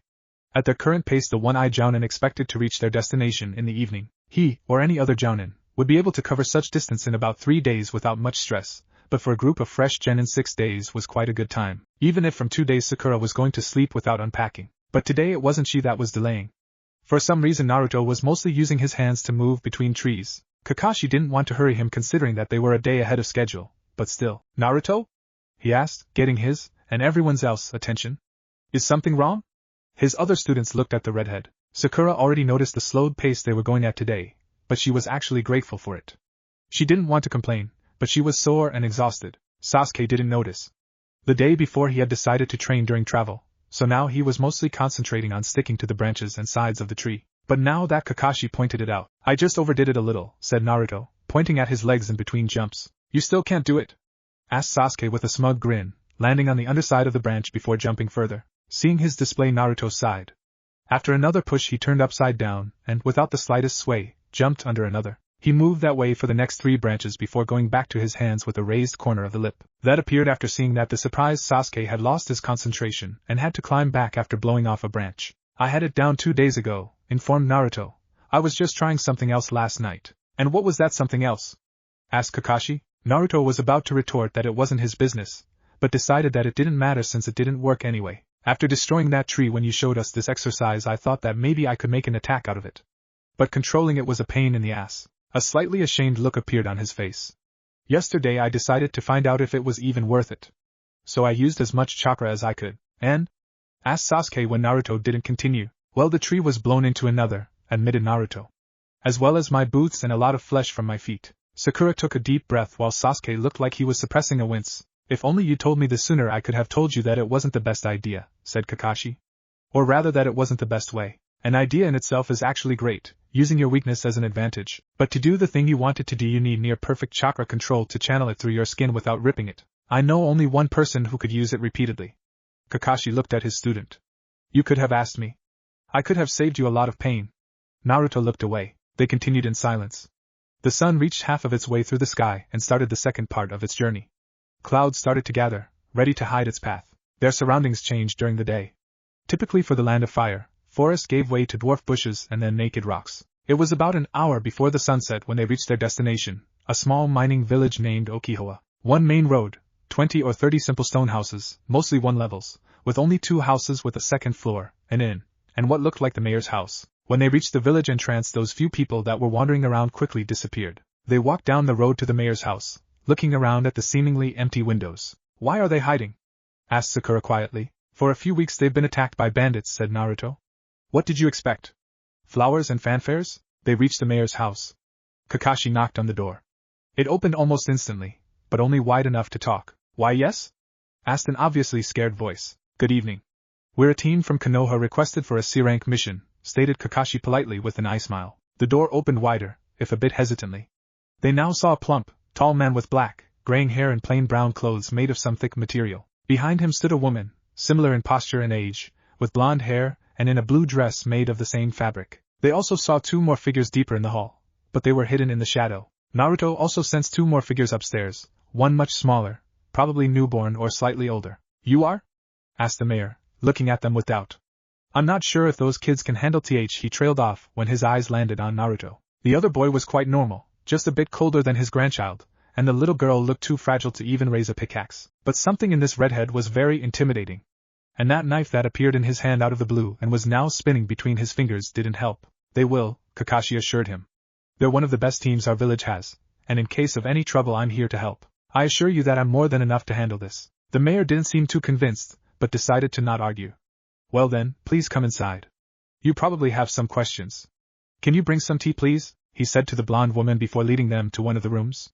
Please sit down. My name is Hitaki Kakashi, Jounin of Konoha, started Kakashi as they all seated themselves on various chairs. Those are my genin students, Uchiha Sasuke, Uzumaki Naruto and Hareno Sakura. My name is Umi Hikate. The mayor introduced himself, and, seeing the woman coming back with tea and some cookies, pointed at her. And this is my wife, Akiko. Kakashi nodded politely to her before turning back to Hikate, pulling a scroll out of his pouch. According to this scroll you requested our help with a group of bandits that was attacking your village. The mayor nodded. Can you tell us anything more about them? Unfortunately, not much, stated Hikate. They attacked us for the first time almost 2 months ago. You waited 2 months before requesting help? Interrupted Sasuke. We sent our request a week after the first attack. Then why was nobody sent before? Asked Sasuke, this time turning to his sensei. They're civilians, Sasuke said Kakashi patiently. You can travel to Konoha in a week. For them it takes a bit more time. Now, sorry for the interruption. They won't do this again. He glared at his students. Please continue. Hikate seemed interested in this little display, but continued nonetheless. As I said, they attacked us almost 2 months ago. They beat a few people, knocked one out, destroyed a few windows and said that if we don't want to see how the village looks in flames then we would pay them. We couldn't do anything, so we obeyed. The mayor looked down, shame visible on his face. His wife put a hand on his shoulder. After a few seconds he continued. Since then, they'd been coming back once or twice a week. We also learned that they attacked few nearby villages. Are they taking only money? Asked Kakashi. No, they're also taking food. Jounin nodded. That could mean that they were alone here. If they had only taken money that would mean that they had someone that provided supplies to them, or that they were buying food elsewhere. But that was rather unlikely. Do you know where their camp is? No, no one was brave enough to follow them, but they always come from the southwest. When was the last attack? 2 days ago. Has it rained since then? Asked Naruto. Kakashi wanted to scold him, but he was about to ask the same question, so he let it slip. Surprisingly, no. We're living quite close to the rain country, so it rains almost every day, but last time was the morning of the attack. Are they traveling on foot? Continued Kakashi. No, on horses. Okay then, I think that will be all for now, said Kakashi, standing up. The mayor and genins followed him. I'm sure you're tired. Unfortunately I don't have a place here, but I know that there are a few vacant rooms in the inn, Hikate informed them with an apologetic smile. That's okay, Hikate-san. They were about to leave when Mayor's quiet voice stopped them. Do you think you can stop them? Kakashi turned around. Don't worry. Somehow, despite the mask, Hikate was sure that the Jounin was smiling reassuringly. Good night. And with those words the Konoha shinobi were gone. So, what's the plan? Asked Sasuke as they all walked outside. The sun had already gone down, and darkness took the world in its reign. For now, we're going to the inn to rest, said Kakashi, and after seeing surprised looks on his students' faces he continued. We came here in 6 days. You're tired. It's my fault, I shouldn't push you so much. That's why. He raised his voice a bit seeing that they were going to interrupt him. We're going to rest for now. And that's why you are not going to train tonight, right? He looked at Naruto and Sasuke. The Uchiha nodded his head reluctantly, but Naruto didn't show any sign of agreeing. Okay, let's go. It was the morning of the next day, and Team 7 was, surprisingly, waiting. The previous day, before they all went to their respective rooms, Kakashi ordered them to meet him at 7 a.m. at the entrance of the village with their shinobi gear. So here they were, armed with their weapons, medic kits, a bit of food and cloaks, because the rain was about to fall, waiting calmly, quietly and patiently for the last member of their team. Okay, I lied. They weren't calm, quiet nor patient. Where the hell is he? Well, he's late only few minutes. That doesn't matter. He should be here. We are on a mission, Shinaro. Maybe he overslept. Shinaro, HN. I checked his room before. It looked like he hadn't even been there. So it seems that he didn't listen when I said no training, mused Kakashi. Yup. It was Naruto who was missing.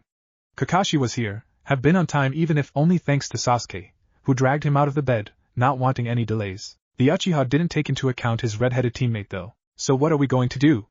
Asked Sakura quietly. Thank Kami. While I'm tempted to leave him here, started Kakashi, we will probably need his help, so we have to wait. Sakura growled and started murmuring. Damn that baka! And here I thought that I wouldn't be forced to wait. When he shows up I'm going to beat him into the next week, Shinaro. He'll regret. Sasuke and Kakashi sweat dropped. Before Uchiha asked, what are we going to do after we find this idiot? Well, first we have to find their camp. Then we'll think of the best plan to attack them? Plan? We can't just rush head-on at them, can we? Why not? When Sasuke saw the Jounin's surprised look he continued. They're just normal bandits. I'm sure I can take them, Naruto too, even Sakura wouldn't have a problem. And with you I would prefer not to take part in this, interrupted Kakashi. What? Asked Sakura, stopping her murmuring. But you're the team leader, I'm your sensei as well. And while Sasuke is right that you three can take those bandits head-on and slip out of it with only few scratches, this is a great opportunity to train your tactical sense for future, more dangerous assignments. That's why I want you to think of a plan that would give the most benefits with the least risk. Kakashi chuckled when he saw their confused and, in Sakura's case, a bit scared faces. Don't worry, I won't leave you alone. Sorry, I'm kind of late. They turned around to see Naruto emerging from the nearest home's shadow. Kakashi wasn't sure what it was. Maybe something in Naruto's blue eyes, or the way they twitched when the redhead took his hood off. Maybe it was his instinct, honed during many years of war. Whatever it was, it caused him to grab the nearest person and substitute them with a rock behind one of the homes. Baka! Where the hell have you been, Shinaro? I'm going. What has gotten into her? Asked Naruto, who also replaced himself with a rock when he saw that she was taking a deep breath. Is it her time of the month or something? Sasuke shrugged, regaining his composure after being saved by his sensei from a very painful death. He then took a closer look at the Uzumaki. Whole night of training, huh? He asked when he saw dirt on the redhead's clothes and dark bags under tired-looking blue eyes. Naruto shook his head. No, I was finding and infiltrating the bandits' camp. While Sasuke looked at him in disbelief, Kakashi said, and I assumed that you told me about this and I just forgot, right? Or maybe you left a note that said where you went, and we just missed it? No, I made a trail of breadcrumbs so you could follow me if you wanted. Kakashi sighed heavily and looked at Naruto. You don't have to defend yourself. I'm not mad that you made this call. Actually, it's what I want from all of you. To be creative, clever, anticipate. But you have to tell us before you do something like that. Naruto sighed and looked away. Okay, let's leave it for now. Tell us what you've learned. Naruto, drawn from his thoughts, was silent for a few seconds, collecting his mind before opening his mouth, but Sasuke was first. What about Sakura? They all looked in her direction, still behind the house. Her screams were still audible. It seemed like she didn't even notice their disappearance. They sweat dropped. Maybe when she calms down, okay? Asked Kakashi, to which both boys nodded fast. Naruto? I found their camp in the valley to the west. They don't have shinobi training, so they had to go around the hardest parts. That's why they were coming from the southwest. For us it's about a 2-hour trip. Their camp has definitely been there for a long time, wooden walls, deep trenches, posts around, 2 entries. From the degree of usage I would say that it was made a few months ago. I didn't have any problems in infiltrating it. There wasn't anything too fancy. Few tents, few wooden buildings, fireplaces. I would say a camp during transformation into a regular base. I counted around 80-90 men. I was wandering around for a few hours. It was night, so I didn't hear too much, but it was enough to know that we have 2 problems. First, they're going to one of the villages, Tabanora, today. It's supposed to be a large group, 30 thugs. I don't think that they need that much only to get a bit of money. Kakashi nodded. If the villagers were scared then even 5 bandits would be enough. Second, they have hostages. I heard something about punishment for heroism, so I think that somebody tried to fight. Kakashi's eye narrowed. You saw them? Naruto nodded. How many? And where? About 20, plus minus a few, women and few children. They were kept in one of the buildings, bars in the windows, guards in the entry. I also saw a few taken away. Naruto ended after a glance at Sasuke. Kakashi understood that he was hiding more brute facts. Sasuke also saw it, but he wasn't sure what Redhead was hiding. He was about to ask, but Kakashi was faster. Okay, we'll think about this later. For now, we need to take care of their little trip to this Tabanora. Let's calm Sakura down and move out. Kakashi took a few steps in the, still screaming, Sakura's direction, but when he noticed that the boys weren't following he turned around. Naruto and Sasuke were looking at him with fear, shock and a bit of admiration on faces. You want to calm her? Asked Uchiha. You're the bravest man I ever saw, sensei, muttered Uzumaki. Terrain around Okihawa, Tabanora and bandits' camp was very tough, full of valleys and crags. Riding on horses, bandits didn't have much choice in choosing the ways. They had to go by normal, used by merchants and villagers' roads, or risk straying in a rock labyrinth, and cause their very cautions, and even after a month of peaceful robbery they still expected some kind of resistance. They decided to take harder, but safer way through the maze. Yayasuri, group of 28 bandits was galloping through the main road between Tabanora and Kurohoto without a care in the world. And why should they? They're doing what they wanted for the last month, and the only resistance that they saw was one idiot, who thought that his wife is only for himself. They quickly showed him that he was wrong, on his very eyes, and then killed him. As well as the rest of the villagers. The village itself was burned, but they couldn't leave those few women that survived somehow. They had to help them after all. Now they're riding to the largest village around Tabanora. Last group that went there didn't return, so boss regarded them as killed, probably by villagers. They could as well just lost in the wastelands, but who cared? Cylon was one of the last in the column. In normal squad that would mean that he has to act as a rear guard, but they didn't have to. In exchange, he's busy thinking about certain brunette from Tabanora. He saw her during their first raid there, but boss ordered them to leave her be. He didn't want any angry villagers that could thought about revenge or rescuing kidnapped maidens. When they weren't too bad, villagers weren't attacking, cause they still had something to lose. But now, after the order to burn it to the ground, there wasn't any obstacle to rescue poor Bluenette and take her to the camp for a bit of fun. Cylon grinned evilly. Bluenette had 2 daughters. They're a bit too young, but their faces would be quite a show if he forced them to watch. Sudden explosion and screams drawed him out of his thoughts. He looked up, only for his eyes to widen in surprise and fear. Huge blast to the right ripped chunks of earth in the middle of the crag, burying at least 10 men and horses. Second after another set of screams raised into the air, those ones from behind the debris. Few of the bandits rushed their horses, deciding to go around the rocks. But before they could even reach the first ones, 2 figures appeared on the new hill. One was a dark-haired boy in blue and white, second was pink-haired girl in red. Before Cylon saw anything else they jumped down, attacking the most front-end men with inhuman speed, throwing them unconscious to the ground. In the same time few knives appeared in surrounding him bandits' backs, forcing them down. When he looked behind he saw another figure, or rather black and red blur, that was attacking his companions. Next thing he saw was a knife that was flying to his head, and then he stopped to see anything. Kakashi was looking at Naruto. And was worried. Again. He's looking at his students during the ambush, ready to intervene at any sign of danger. But they made it perfectly, causing the rock to fall on the group and dividing them. Then they attacked, not giving bandits any time to react, knocking all of them off. Almost all. And that was what was worrying him. Naruto killed few of them. Kakashi never strictly ordered them to catch them alive, so it wasn't anything wrong.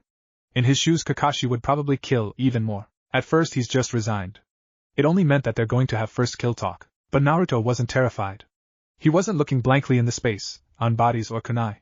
He wasn't disgusted of the blood on his hand. He wasn't acting like any other fresh genin that just killed for the first time. Sakura seemed more shocked than Naruto when he took out his canteen and started washing his hands. There could be 2 explanations. Or Naruto didn't care, killing someone wasn't for him anything more than an action, a move. Or it wasn't his first kill. Kakashi really wasn't sure what was worse. Potential mass murderer or child with blood on hands? He looked at his other students. Sakura seemed shocked and terrified. He wasn't surprised. Knowing her, she probably didn't even thought that somebody could die on this mission. Sasuke's face was totally emotionless, but his eyes, wandering from bodies to Naruto, betrayed him. Okay, thinking later, now they had a job. Okay guys, that was great job. He started, getting their attention. Now let's tie those boys and we'll wait for our backup. Sasuke, Sakura, you 2 will be on guard from south. Me and Naruto will be on the north. Understood? Hi! They said in unison and get to work. Before that day, after a few more questions to Mayor Hikate, they went to find a proper place for a trap. Upon arriving to the place there now Kakashi ordered his students to prepare their little welcome party, while he went to Tabanora to find out what happened there. As they suspected, few braver villagers decided that they don't want to live under bandits' heel anymore. They prepared a trap and captured the next group. It wasn't really that hard. They only had to kill one of the 5 thugs that came to show them that those 20 enraged villagers weren't kidding. Before Kakashi finished telling them about upcoming group and their trap, most of the villagers were already packing. Rest of them wanted to come and help. Jounin managed to calm both of the groups, telling them that his group will stop them, and that they're too far away for them to come in time. Nevertheless, he agreed when they proposed to take care of the prisoners. That's why, after taking care of the living and in Kakashi's case, dead bandits, they're waiting for their backup. On one side Sakura and Sasuke, both with images of bodies and Naruto's unchanged face in their minds. On the other Naruto, quiet as always, and Kakashi, who was discreetly observing his student. You want something? Well, looks like he wasn't so discreet. Naruto started Kakashi, and stopped, not knowing how to continue. After a few seconds he decided to just ask bluntly. Was this your first kill? No, responded quickly Naruto. So quickly, that Kakashi was sure that he's expecting this question. Then when was? I understand that you're interested. Interrupted Redhead. But you should also understand that it isn't something I want to talk about. Kakashi nodded and turned around to go to the other side of the road, but decided to speak one last time. Just remember that I'm here if you want to talk. There was no response. So, do you have any plan? Asked Kakashi. Naruto didn't responded, even if he had few. He looked at his teammates. Sakura was embarrassed. She probably didn't had anything. When she noticed that he's looking at her, she quickly looked away, but he still caught flash of fear. Naruto said that they're 2 entries. Started Sasuke. So if we block them, we 3 on one side, and you, Kakashi, on the other, we could take a lot of them when they rush at us. Then 2 of us will go inside to clean the rest, while the other 2 will stop at the gates to make sure that nobody will run away. Kakashi was silent for a few seconds, continuing their running towards the bandits' camp, before speaking. Not bad, but there are a few downsides. You 2 found them? He looked at his other students. What if there is another entry? Asked hesitantly Sakura. Naruto opened his mouth to reply that he noticed it, but he realized that it's against his own rule. Always assume that you missed something. In exchange, he decided to point another thing.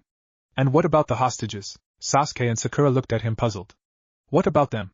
We'll free them after taking care of the bandits. Naruto sighed and looked over his shoulder at Kakashi. Jounin nodded. Redhead sighed again and turned back to his teammates. Let's say we're lucky. Started Naruto. We 3 will block one gate, Kakashi the other one.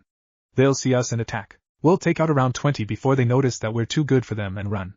Kakashi will take care of another 20. We took down another 30 earlier, so that leaves around 20 thugs left. After they realize that they don't stand a chance, one of them can get a brilliant idea to use hostages against us. You want to find out how good you're in rescuing the living shields? During his little rant, Naruto was observing both his teammates. Sakura seemed stunned.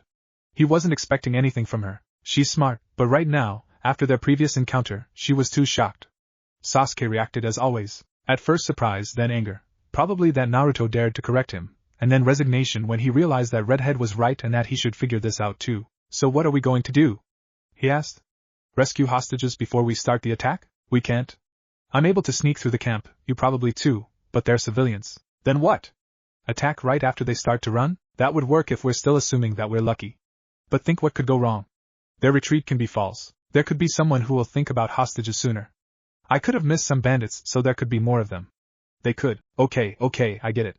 Interrupted Sasuke. So, do you have a plan? Naruto suppressed a grin. Yes. Yours. We just have to take hostages out first. Naruto emerged from the shadow of the valley wall, put on his red hair and black scarf covering downside of his face. Using every rock and pit he could find, he approached the palisade and run up its side without chakra. Catching the sharpened top of the trunk, he lifted himself only enough to take a peek over it. Not noticing anybody around, he jumped down the other side and hid in the shadow of a nearby shed. Naruto concentrated on his sixth sense to make sure that there wasn't anybody nearby. He then looked at the prison building. Yesterday, during his first trip, he remembered layout of the camp, so he didn't had any problems with finding it now. Redhead sighed inwardly. Prison was on the other side of the camp, so he had to go all the way around the central square. He may be able to hide from NBU, but even this wasn't enough to sneak through the middle of the only lighted part of the camp. Sighing with resignation again, Naruto started his journey. The camp was made of a well-lighted central square and outer rim occupied by living buildings, few storages, prison building and a building that Naruto was assuming were headquarters. Resident part occupied around 3/4 of the outer rim and was made of tents, shaky sheds and few but not completely built houses. They were not sure how long they'll be here, or decided that if nobody ordered them to they don't have to bother. Reaching his target took him over half an hour. Yesterday he's able to go around whole camp in that time, but yesterday he's here in the middle of a night, and now it's only late evening. Sun was already hidden though. Naruto also hoped for a bit of rain, but damn clouds stopped releasing their luggage few hours ago. Hiding behind some boxes near the storage, Naruto eyed the prison. Like before, 2 bandits were guarding the entrance. Bars in the windows weren't much of a problem, but it would take too long. He looked for some other entry. He could always take out those guards, but their absence could attract someone's attention. He spotted loose board just under the top of the roof. Under it, beam protruded out of the wall. After making sure that nobody is nearby, maybe it wasn't chakra sensing, but his sensory ability was damn useful. Whatever it was, he emerged from his cover, run up the prison wall, caught the beam and lifted himself up. Without the chakra. Partially out of habit, and partially to restrict his chakra usage, he didn't spot it any shinobi, but chakra sensing was an inborn talent. Ninja training was only sharpening it. Board was loose. There was a few holes in it, but not even one nail. Moving it an inch aside, Naruto looked inside. As before, 2 torches on the both sides of a door lighted 8 wooden cells. In each one of them were around 3 curled figures. The torches had pluses and minuses. Somebody from outside could see him through the window, but on the other side the hostages would be less scared by his sudden appearance. Surprise shouts could attract some attention. Naruto crawled inside and put the board in its place. He moved to the middle of the beam and was about to whisper something when he sensed someone approaching the building. Damn it! Couldn't he wait few minutes? Thought angrily Naruto. Someone walked to the door and paused for a few seconds, probably talking with the guards, before laughing loudly and entering. Naruto caught only a glimpse of a scar on his left cheek before he moved past the torches, hiding his face. He had brown hair and clothes, and katana at his waist. Now, which one today? His voice was deep, it sounded kind of like barking of a dog. Any volunteers to entertain me tonight? He started walking slowly between the cages. All captives curled by the wall, as far from him as they could. No? Well, it seems like I have to choose one, he said, passing first cells and looking in the second on the left. Hey, beauty, remember last time? Maybe you want to repeat that, blonde woman cried silently, and curled closer to the wall. No? Oh well, Bandit continued his walk, and then stopped looking inside the third cell on the left. Hey, little one, remember me? There were 3 women and a little, maybe 10 years old girl inside the cell. When he spoke to her, the girl shivered and curled to woman on the left, who hugged her quickly. Looks like you remember Mus Bandit. Naruto slowly moved, careful to not make any sound, above him. Your mother was good, fighting for quite long, but you saw this, didn't you? Unfortunately, she died. Maybe I made her feel too good. He took out a key. Are you curious what it feels like? I can show you. No, please, she's just a child, pleaded the woman that was hugging her. So maybe you want to take her place? Asked mockingly Bandit. She stayed silent. I thought so. But maybe you don't have to? I don't hear any protests from her. She say. Well, if she won't say anything, he put a special emphasis on say. Then I assume that she don't have anything against it. He opened the cell. Now come here, little one, we're go. He didn't end. Dark blur fall on him, pinning him to the ground with a quiet thud. All hostages looked surprised at Naruto, who was crouching on the bandit's back, still holding a kunai embed inside his skull. For a few seconds everyone was quiet, before the woman that was hugging the girl opened her mouth. Silence, whispered harshly Naruto. He walked to the door, leaving the kunai in the bandit's skull and summoning another. He stood for a few seconds, listening the guards, before turning around and motioning to the captives to come. After a slight hesitation, one of them listened. Take a key from him, whispered Naruto. Open rest of the cells and gather all of them here. The woman nodded and get to work. For a minute or two Naruto was listening, wincing slightly when he heard rustles. But he couldn't do anything about it. At least they weren't asking questions. When all of them gathered, he started. Okay, listen up. Listen to me, he whispered harshly, seeing few blank looks. When he made sure that they're listening, he continued. My friends are going to attack this camp. We won't be able to take you out before it, so we decided to move you somewhere to make sure that they wouldn't use you. Now I'm going to take out those guards and then, one by one, on my mark, you're going to run to the storage in the front. Once there, we'll wait until everything is over. Any questions? Naruto waited few seconds before continuing. Okay, stay here, and whatever happens, be quiet, okay? Few of them nodded. Naruto turned around, took a deep breath and opened the door. The guard on the left looked at him, opening his mouth, probably to ask what took him so long. Naruto didn't let him. Kunai ring hit him in the temple. His eyes rolled to look how pretty the back of his skull was as he lost consciousness. The other one didn't even have time to look before kunai ring found his head. Naruto sealed his weapons back and caught both of them before they hit the ground. He dragged them inside and put them together in the nearest cell. He looked at the woman with the key. Lock them. And wait here, he added, looking at them all. Naruto rushed outside, closing the door. He looked around, making sure that his sixth sense wasn't fooling him. He ran quietly to the storage, pushed the door, and cursed. Fuck! Why the hell they locked it? And why didn't I check it before? His eyes glided over the door. It didn't have a keyhole, so he couldn't just pick the lock. Destroying the door was also out of question. Nobody could find them once the attack began, and a hole in the wall would probably attract some attention. Well, that means the other way, he thought. He sneaked around and found the other way. Downside was that it was from the side of the center of the camp, well lighted by the fire. Going that way was a great risk. Only luck decides if somebody see him, and as for the door being open, he could only pray. But he didn't have any other way. Naruto took a deep breath and decided to be impudent. He emerged from the shadow without even trying to hide, walked casually to the door and opened it like he owned it. Once inside and with closed door, he quickly scanned the inside before turning around and looking through the crack between the woods. After a minute he relaxed and walked to the closed door. He quickly took off blocking beam, opened it, and rushed to the prison building. Women inside seemed relieved when he walked inside. They probably assumed that his continuing absence meant that he's caught or leave them. Naruto brushed those thoughts aside, concentrating on the task at hand. Listen, on my mark, one by one, you're going to run to the storage. Once inside, find some place where you won't be too much on sight and be quiet. Whatever happen, even if someone see you, your scream will only alarm others, understood? When all of them nodded, Naruto motioned to the first one. He closed his eyes and concentrated on his sensing. Once sure that nobody is around, he looked in the direction of the center square. Go, he whispered. The woman ran to the storage, trying to be quiet. Naruto squirmed a bit hearing her footsteps, but it could be worse. When she reached the door, he motioned to the next one. Go. This continued for a next minute or two. He ordered next, around 15th, he wasn't counting, woman to go when he sensed someone approaching. If he or she will continue on this course, this person will walk right next to the prison, and probably notice the absence of the guards. It'd be better to be out of here before it. He looked behind, at the 3 women and the girl from before. Go all together.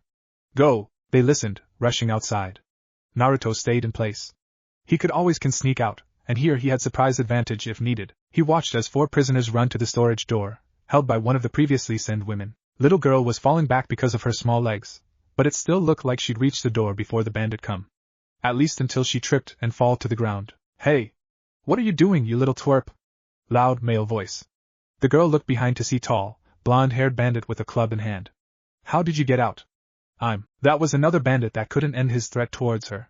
This one received a strong punch to the back of the skull that knocked him out. Naruto, who stood right behind now falling bandit, quickly ran to the girl, took her in his arms and dashed through the open door of the storage. Once inside, he put the girl behind some boxes and looked at her, surprised that she didn't let out any sound. He met a huge, green eyes that were looking at him with fear, thought he saw a hint of trust the same as Shiho. He quickly turned around to the rest of the prisoners. Everybody here? And okay? He received few nods. Okay, put that beam in its place and help me with those boxes to barricade the other door. When everything was set up, Naruto put his hands in a ram hand seal and thought. Let's the party begin. Somewhere in the distance they all heard loud explosion. All captives looked around worried, but Naruto stayed calm. He knew the plan. Explosive tags that he just set off had 2 purposes. First was to convince a bit of Valley's side that laying on the ground is more comfortable than hanging from the wall, so now those rocks were blocking east entrance to the camp. Second purpose was to give his teammates signal to attack. Naruto watched through the crack at the sudden commotion that engulfed whole camp. Bandits were waking up, rushing out of their tents and sheds with weapons in hands. Most of them were running left and right without any purpose, but Naruto noticed few that run to the square and waited, looking at the boss house as if expecting someone to give them orders. And indeed, after another few seconds, giant of a man with very short black hair and huge axe on his back walked out yelling and waving. Naruto heard something like, "What the hell is going on? Calm them down, check the hostages, guard the gates," and few single words. Bandits from the square, probably officers, must Naruto in the back of his head, scattered quickly, rushing in various directions. Unfortunately, before the ones going to the west reached the outer rim, 2 figures jumped from between tents and rushed at them. Naruto watched as Sasuke and Sakura were quickly knocking them out. Those bandits may be good enough to reach officer's seat, but they're no match for a shinobi, even as weak as Sakura. She may lack in physical part, but she was using chakra. This was, fuck, muttered Naruto, seeing the shocked look on Pinkette's face. Moment before 3 bandits attacked her at once, while 4th sneaked to her back. She quickly beat those in front and then acted on instinct, attacking blindly behind her. The problem is that she had kunai in hand, so now there she was, looking in the eyes of the man that she just stabbed in stomach. As life disappeared from his eyes, her shock turned to fear. She let go of the weapon and shakily took few steps back. Her wide-open eyes turned down, at her blood-soaked hand. Her body started shaking uncontrollably. Naruto cursed once again, seeing few bandits approaching her immobile figure. He put his hands in a hand seal that's far. With a bit of smoke, Naruto replaced Sakura in the middle of the square, quickly shaking the dizziness from using substitution, and spurred into action, knocking attackers out. He quickly moved forward, catching up with Sasuke. Uchiha looked at him with suspicion in his eyes, before those black orbs widened slightly. Naruto? Oh yeah, they didn't saw me in this, thought said Redhead, moving his hood back a bit to show his red hair before putting it back. Where is Sakura, and why are you here? You should. Sakura is with hostages, interrupted Naruto, blocking a katana with a kunai in his left hand and sinking his right fist in attacker's stomach. Why? Asked Uchiha, grabbing a wrist of a bandit with his left hand, then securing his grip by catching his elbow with right. He spun around and threw him at the next approaching thug. I'll explain later, yelled back Naruto, jumping and kicking next bandit in the head, and then, without falling, jumped to the next 3, knocking them all out. Let's handle them first. Sasuke shrugged, giving a HN as an only confirmation. By now, on the square there were only 7 standing bandits. Rest of them were or laying on the ground, unconscious, dead, unable to stand, or deciding that the gates are definitely more important places to defend. They were even thinking about going on patrol around the camp. There could be more foes outside the walls, right? Naruto and Sasuke moved forward, quickly and swiftly taking care of the remaining bandits. Last one actually fainted on his own after seeing his colleagues being beaten into a shaking pulps, but Sasuke still helped him fall with a knee in the face. Impressive, boomed deep, rough voice. Both genins looked at the door to the boss house to see, as Naruto suspected, giant bandit leader. Now, being closer, he noticed numerous scars on his face and on his exposed muscular arms. He wore plain, brown pants and sleeveless, open green jacket, showing his huge muscled chest, crossed by a leather straps that was holding his axe in its place on his back. Very impressive. I've never thought that I'd see somebody who can beat those idiots as easy as me. I'd propose you to join my group. He looked at them, noticing Sasuke's glare and Naruto's bored look. But something is telling me that you won't accept. He reached for his axe. Sasuke tensed, but Naruto only smirked, still with the same bored expression. Impressive. Very impressive, he said mockingly. I've never thought that you're able to create so long sentence. Giant leader growled loudly and attacked them, swinging his axe straight down at Naruto, who quickly jumped away, followed by Sasuke, who avoided vertical swing. While the giant looked at them both, obviously surprised that they managed to evade, both genins were eyeing him suspiciously, the same thought in their minds. He's fast. Faster than anyone without chakra. Probably as fast as Sakura, if not faster. And definitely much stronger, if the size of that axe is any indication. Naruto looked over the leader, looking for any sign that he is, or was, a ninja. But he didn't have hit, slashed or not, or even a pouch. Also, Naruto wasn't totally sure, but the way the giant stood and held this axe didn't seem too professional to him. He don't look like someone who would hide his true abilities to avoid attention.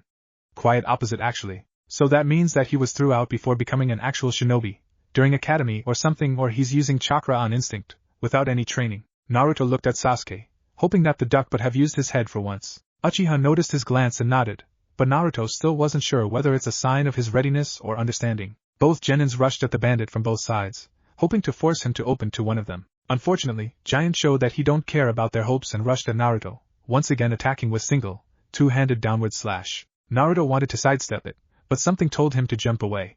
And good, cause the sheer power of this attack raised the earth around the blade in at least 2 feet radius. Second later Sasuke reached him, ready to slash him at the leg, but had to roll away to avoid Axe's handle in his pretty Uchiha face. He threw few shurikens at their enemy's face, but Giant raised his bare hand and stopped them. That's why I don't like shurikens, muttered Naruto when Sasuke landed at his side. Grunted Sasuke. Kunais aren't much better. Naruto shrugged and was about to say something, but huge blade that is slashing through your and your comrade's throat is an important obstacle. Bandit's leader rested his axe on his shoulder and stood over their bodies, laughing. You should have more brain than talking in the middle of the fight, brats. He looked at their separated heads, both with wide eyes and shock painted on their faces. Now let's find out if they're any more. He didn't end his thought. Unbelievable strong kick to his back broke his spine instantly. As his body was sent flying, he opened his mouth to scream, more in shock than in pain. Actually, he didn't register it yet, but he couldn't feel anything below his neck. But it didn't matter anyway. He didn't yell.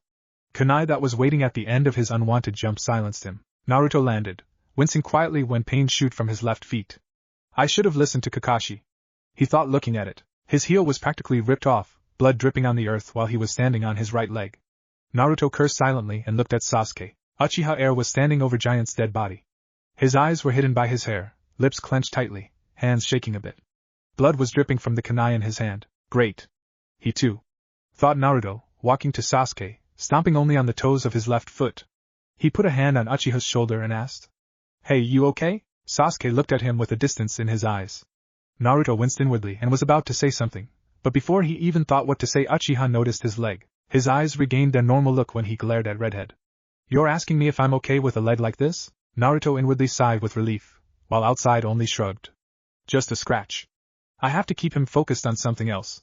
He thought and looked around. Listen, we took out most of them and Kakashi probably already welcomed the rest. But I think that we should go around and find out if there are anyone left, okay? I maybe should, said Sasuke. But you should go and take care of this leg before you lose too much blood. Naruto looked at him with surprise and disbelief, but before Sasuke could ask about it he grinned. Is it worry that I heard an almighty Uchiha-sama's voice? Sasuke smirked. Please, Dobe, I just don't want to rescue your sorry ass when some big, bad bandit attack you. Come on, team, we both know that even with this leg I can still take more bandit than you. Is that a challenge, Uzumaki? Show me what you've got, Uchiha. Sakura was sitting on the rock at the edge of their camp. They're a few miles to the east of the bandits' camp. At first Sasuke proposed to stay in the camp for the night, but the freed women wanted to leave this place as fast as they could, and Sakura agreed with them. In the end Kakashi stayed in the camp to look over the bandits, leading the hostages through the night to the nearest village to Naruto, Sasuke and Sakura. They walked for almost an hour before they decided to rest for the rest of the night. They made a camp under the rock ledge to shield from the rain that was now falling non-stop. Women lied down almost instantly. Naruto, Sasuke and Sakura decided to stay on guard in case that there are still some wandering bandits around. Sasuke took first shift, Naruto disappeared somewhere in the darkness and Sakura lied down. But after 2 hours of tossing on the futon she stood up and walked to the place where she's sitting now. She couldn't sleep. She was still seeing, again and again, those brown eyes. How they're widening in shock, pain and fear, until, after what to her seemed like days, everything started to fade, life left his eyes, they became blank. She saw all this. She did this with her own hands, on which, despite thorough cleanings, she was still seeing and feeling blood. She remembered how he started to fall on her, still with her canine stomach, reaching towards her as if he wanted to grab and take her with him, wherever he was going. Can't sleep? She heard his voice, but didn't react. She wanted to be left alone. You okay? Sakura sighed. He just couldn't go, huh? Everything is fine. Yeah, sure. Naruto said sarcastically. And my foot is not ripped off, he muttered, but she still heard him. She looked up, at least at his feet, because the sight of the blood seeping through the bandage on it caught her eyes. She blinked to chase away the image of other bloody limb. What the hell happened to you?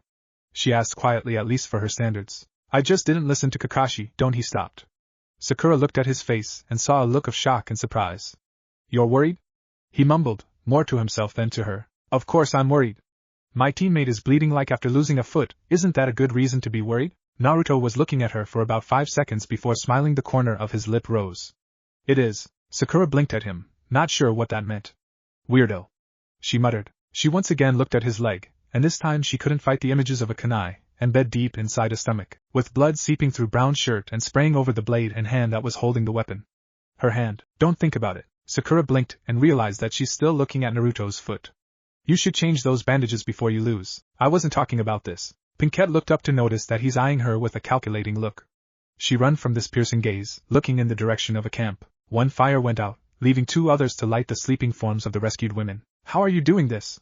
She suddenly asked, looking at him. Yuuke killed today for the first time as well, but you seem so uncaring, so collected, so calm. How are you doing this? Don't you feel anything? She winced, partly because she realized how it sounded and partly because of the glare that he sent her. I'm sorry, I didn't mean to, Naruto sighed. I know. He sat on a rock in front of her and glanced over her shoulder. You're just looking for a way to stay sane.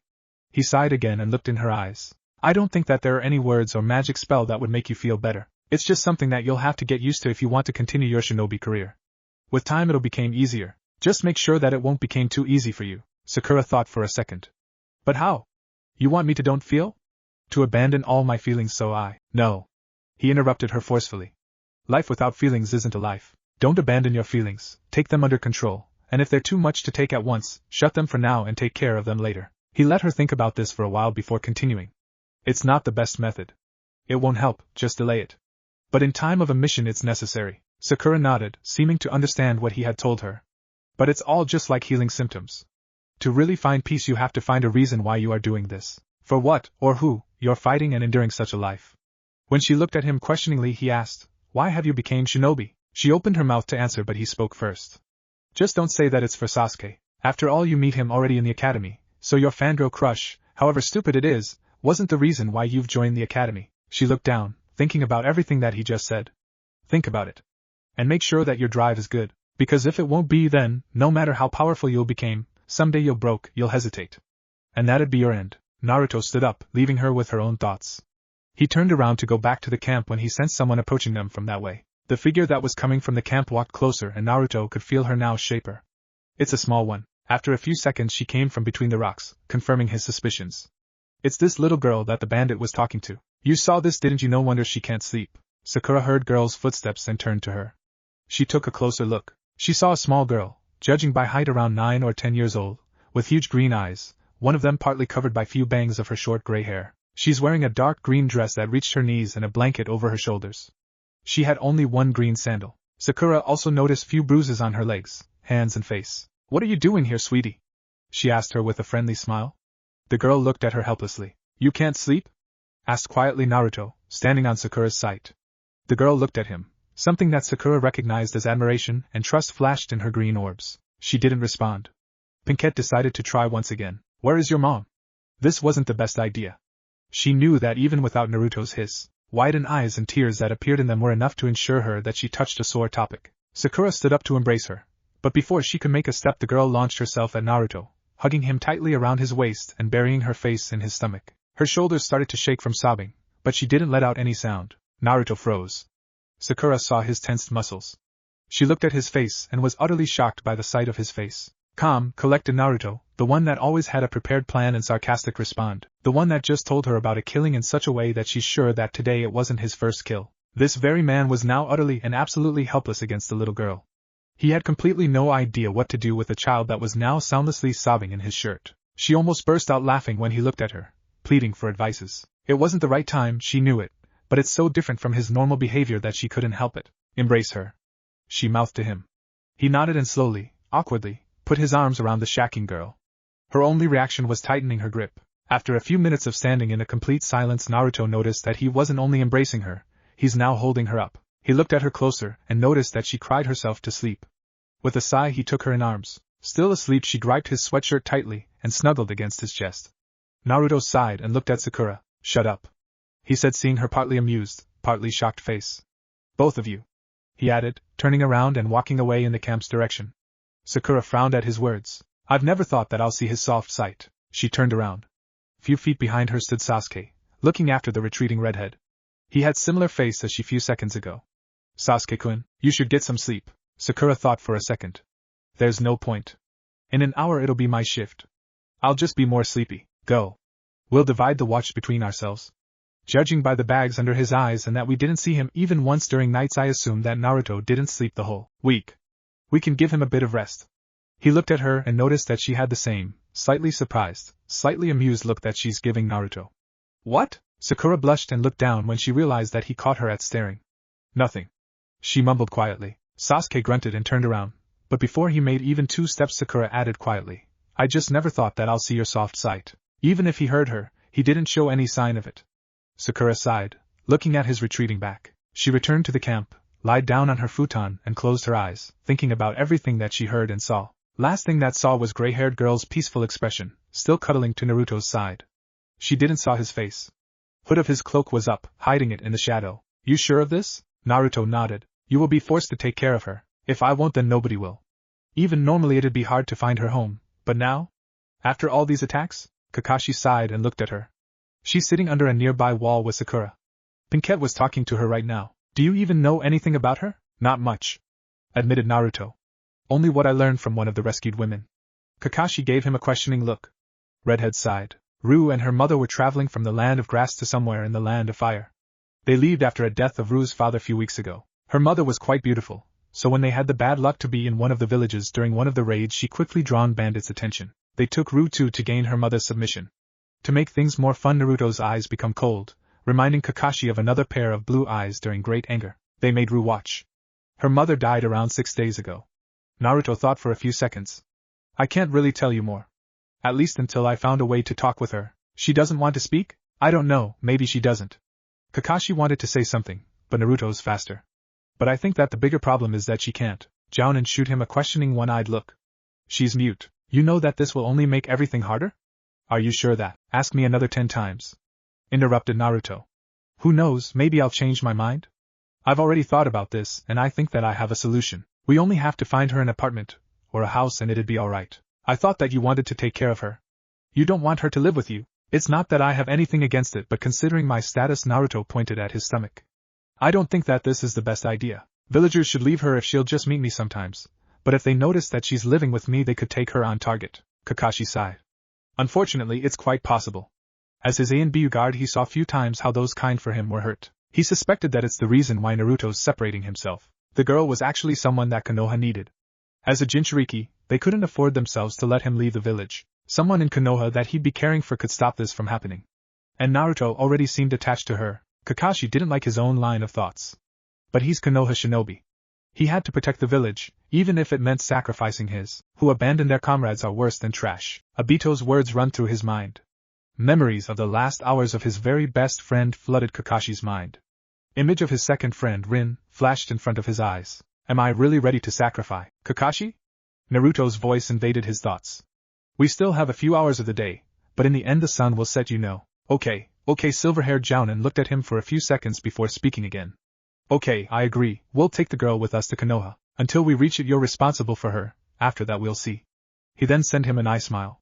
And I'm not going to help you with her, he added cheerfully. You know what? Asked Naruto with a glare. This may be a bit shocking, but for some unknown to me reason I've never expected any help from you, lazy-ass sensei. Kakashi's eye smile disappeared, and Naruto heard him mumbling something like no respect, brats those days and lazy-ass sensei. Come on, let's tell Ru about this. You didn't tell her? I wasn't sure about your answer, so I didn't want it to give her a false hope. Ru. Gray-haired head turned from something that Sakura was showing her with her hands. Come here. The girl jumped down from the box that she's sitting on and run to them, looking at them with a question in eyes. We're thinking what to do with you and we've 2 ideas. Kakashi looked at her, wondering if she really couldn't talk. She may not be able to speak, but her eyes and face were so expressive that he almost could hear her voice, timid, curious and a bit scared, saying, What are you going to do with me? Well, first idea is for you to stay here. Ru's eyes widened. Don't worry, we'll find you a good family that will take care of you. Even if it'd mean using a few kunais, added Naruto in his head. Her eyes watered. They noticed her disappointed and dejected look before she ran from their gazes. Once again, it was like hearing her voice, saying, You're going to leave me? If you don't like this idea you can always come with us. Continued Naruto in an uncaring tone, looking at the clouded sky, but slight twitching of his lip betrayed him. Sensing her head shooting up he looked down only to meet her green eyes boring into his blue ones. He kneeled on one knee with the corners of his lips curled in a small smile. We'll take you to Konoha. Once there I'll take care of you. I won't be able to be there. All the 8 pair of small arms that went around his neck interrupted him. For a second he's too surprised to react, but he quickly composed himself and hugged her back, even if a bit awkwardly. They stayed like this for a few seconds before he chuckled. Should I take it as a yes? She stepped back and nodded vigorously with a radiant smile. Sakura watched this all with a smile of her own, thinking in the same time that during the last week she learned more about Naruto than during the whole academy. For example, she just learned how his real smile looked like. It wasn't the lip twitch one, that until now she's taking as his real smile. It wasn't a smirk nor smug grin that he showed when he's teasing and provocating her or Sasuke-kun.